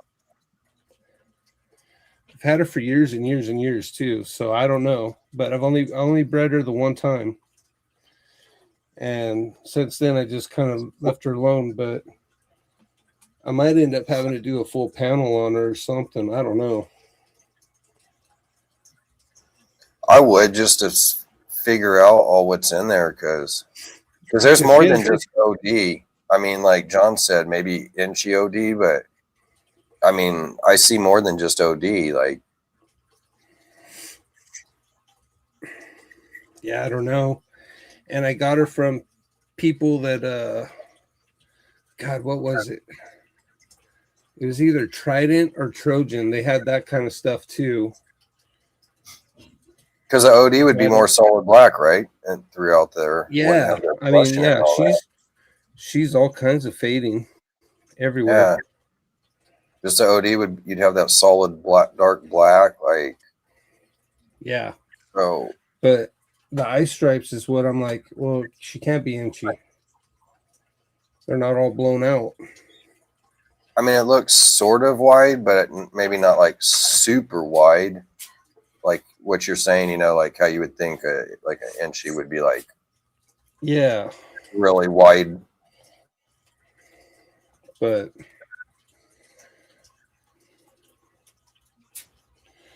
yeah, I don't know. She only cost me like $25, I think. What comes out with her?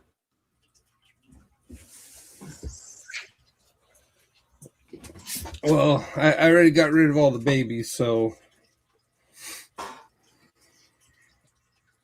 And nothing really to telltale, huh? They looked like pastel, orange dream, yellow bellies, but they were like a little darker, I thought. And that's what's weird too, is not seeing no belly pattern. Like you would think from the OD and that YB, you'd have pattern down, like you'd have that black pattern going on in the belly. So that's what's really weird. I don't know. She's my mystery snake. She's been my mystery snake for years. I mean, hell, who knows? Maybe there's either another gene, like obviously there's something else going on, but something else, or a dinker maybe, like. Well, I was almost going to keep one of the males back and breed it back to her, but I didn't. So kind of my bad on that, but I mean, I don't know. I already have a dinker project. I really don't want to start getting into another one. I hear you, man. I think I would probably just do one, and that's probably about it. I don't, as much as it would be nice to maybe do 2 or 3, it's just that's a lot of work to be doing. And even where I'm at, like I can't, I'm pretty strapped on everything. I've got those few more coming in, and that's it. Cause yeah, I mean, like we were talking, I've got over 30 genes, man. That's plenty to work. I mean, if I even tried to put all those genes together and not even doing that, just making, if you just did 4 sets where you put 8 here, 8 here, 8 here, and 8 here, I mean, that's a long time. Yeah. I can't wait for these 5 eggs though. I really can't. I'm really curious to see, because they're going to be triple het, but they have the possibility of being 2 geners as well. Well, they're all going to be at least 1 gene plus triple het, with a possibility of having 2 genes plus a triple het. Nice. Yeah.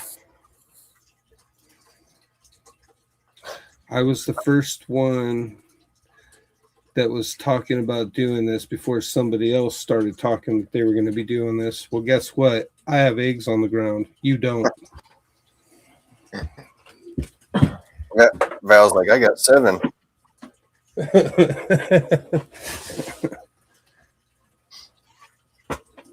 Yeah, if you got the space and can do it, man, hey, why not? But I like, and that's the thing is, like, me even too, like, just me trying to keep up on production to feed all of them, it's quite a bit. So I got to kind of work around with what I have and kind of stick to that.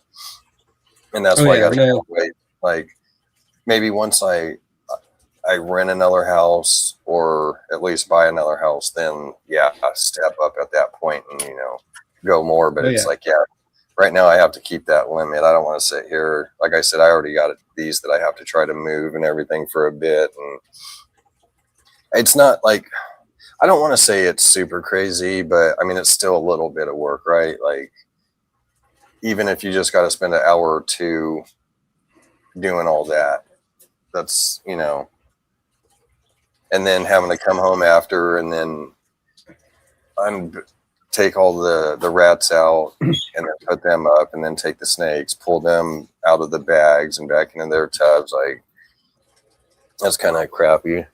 I wished I had was getting some new racks at that time, man. That would be perfect. Fucking okay, here's your new spot. Fucking since I'm pulling you out.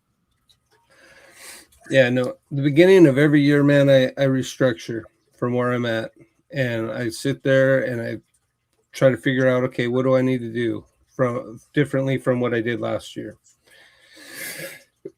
as far as trying to get to that perfect number of what I want and all that stuff. So this year, I wanted to get rid of at least 15 to 25. I'm 4 snakes shy of the 15. And, you know, if I can get up to 25 gone, then I'll be happy. And then next year, I'll restructure again at the beginning of the year and just continue to do that until I'm right where I want to be at that sweet spot. And then that's where I'll stay, you know. So, but it's going to help a lot once I have that shop out there. Hopefully Monday it'll be built. And then I get everything out there. Once I get the electric and everything ran, I'll be able to really focus in on a lot of stuff that I want to focus in on, because everything will be in the same spot. And I don't have to look at one rack here and then walk over here and look at this rack. It'll all be right there. Yeah, exactly. And that's the the thing to do, man. Sit there and each year just try to go bigger and better than what you're doing. Like, get old stuff out. It sucks because I was even sitting there thinking about some, like, okay, after I have these clutches, I'm going to push them out. But then I'm like, well, no, because then I've got these other males that I could sit here and put with them. So I'm like, okay, well, I'll hold on to some of these. Maybe I'll let this 1 or 2 go. But it's just every year, like you said, just going and seeing, okay, well, which ones are going to go now that I don't need anymore, that I could get rid of, or pushing babies out that you've had that, you know, you've been sitting there and it's like, okay, time to get rid of them, or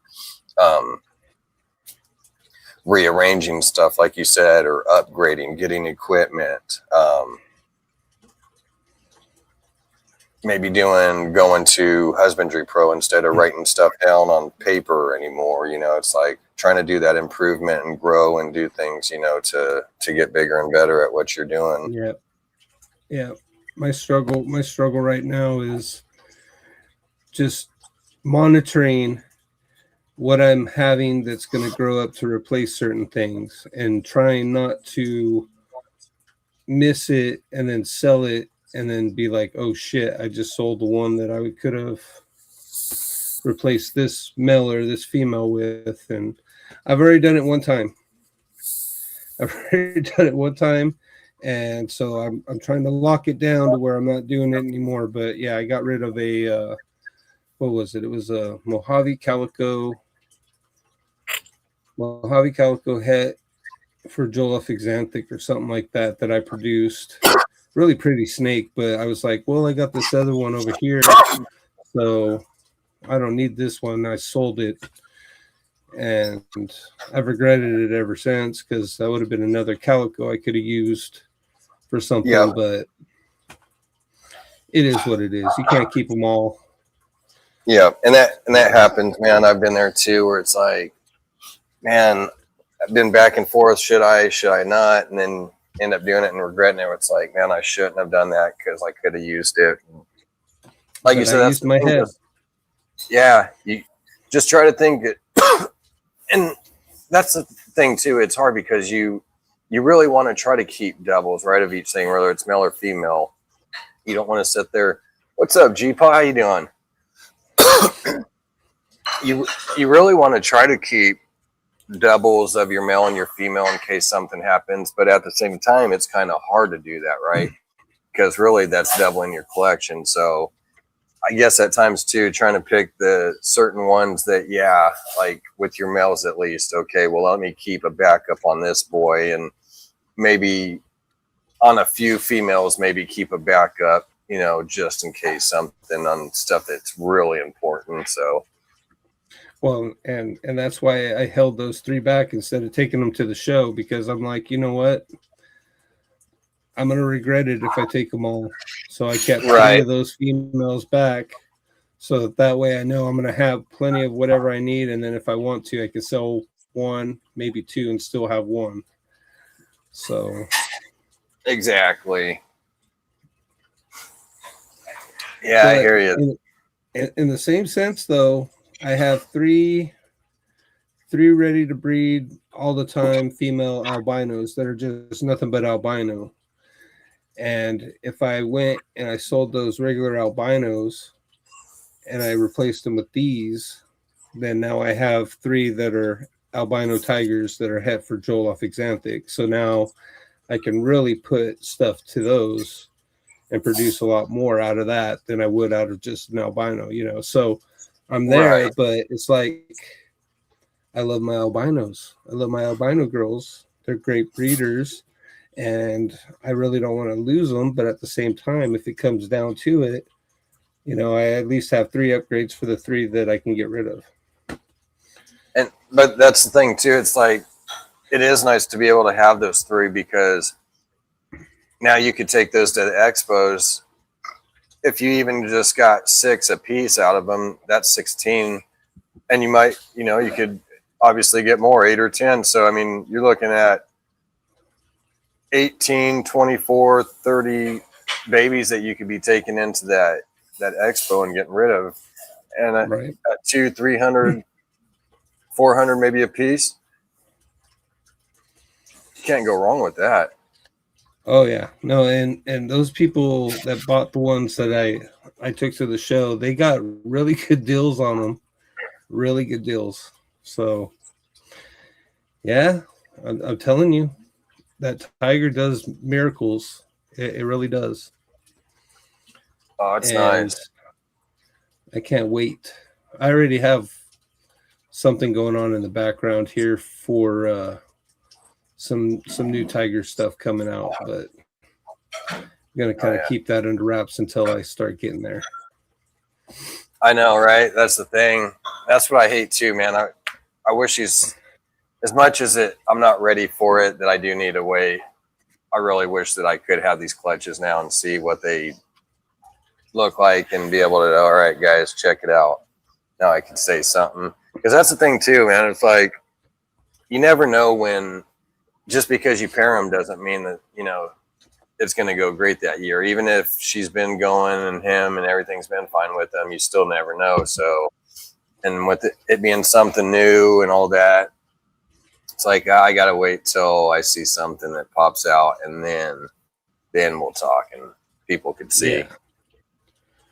Because the only person that I know, actually, that would be pretty sick. I don't think there's been a tiger clown yet, but see, that's the thing I was just going to get into is I only know one other person that's working it like I am, and their projects are going to be insane. Is that the 80s ball baby guy? He's got some stuff coming up the road with tiger in it that's just going to be killer, because he was talking to me. We were chopping it up a little bit, and he was telling me some of the projects he was working with it. Oh my God, man. There's going to be some tiger that's going to be spreading into people's collection here soon, I have a feeling. Oh yeah. That's badass. Can't wait to see, man. Yeah, I just can't wait for it to pick up, and then that way it's more available and you have more options and people are actually starting to work it, man, because there's so much that you can do with that gene that nobody's even tapped into yet. Yeah, I mean, even puzzle. I've never seen the tiger puzzle, and I bet you no one has a tiger puzzle. Now, right now would be the time to start getting that going and stuff. That's why, like, with the scrambler I got, man, I'm lucky that it's still in the beginning stages. There's not a whole lot of people working it, so it's like I'm able to sit there and go my path and do some stuff with it. So I got you're gonna see some nice looking Joloffe tiger and some scrambler coming out, man. You're gonna see some cool stuff. Maybe one day you'll see a tiger scrambler. Yep. Exactly. It's gonna be neat looking. I really want to. This is just something I just thought of too. I'm spinning my brain like G-Paw over here, but yeah, I don't think I've ever even seen a pinstripe tiger. No. I'm curious to see what it would do to the pinstripe. There's going to be a lot of genes out there that haven't been done with it. There's very, very few that's been done. So go look at Morph Market and see how many tigers are on there. Not many, because I took a lot of them. like 3. Yeah. Or, you'll get 6 or 8 every once in a while, but very rarely do you see anything up there. So, no, I think there, if I remember, I think there's literally 3. Oh, that's the 3 I haven't bought yet. Yep. Yeah, I think it was yesterday or something, a couple of days ago, I looked, and I think there was only 3 on there, if I remember. Let me see. G-Paw said, I guess I have to get a 1.1 from you. Yeah, I'll be getting some. Yeah, that'd be nice, man. Yeah, I can't wait. Oh, actually, there's 10 of them on here right now. Oh, okay. Wonder what that. There's something else I looked at the other day, and I think it was only 3. Oh, there is a pastel pinstripe tiger. Ooh.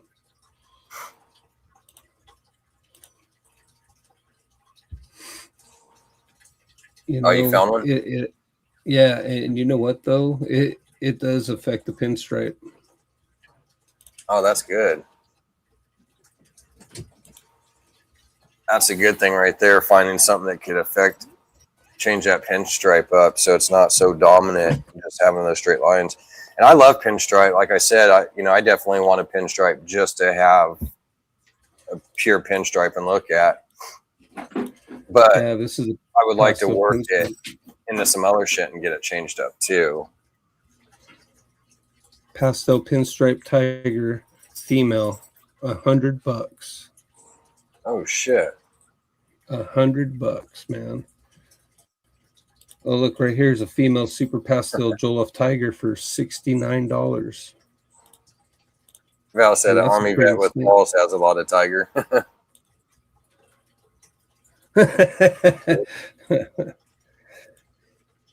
Yeah, no, they did release some. I don't know, because like you said, I only seen about 3 of them, and I'm looking at the 3 that I seen.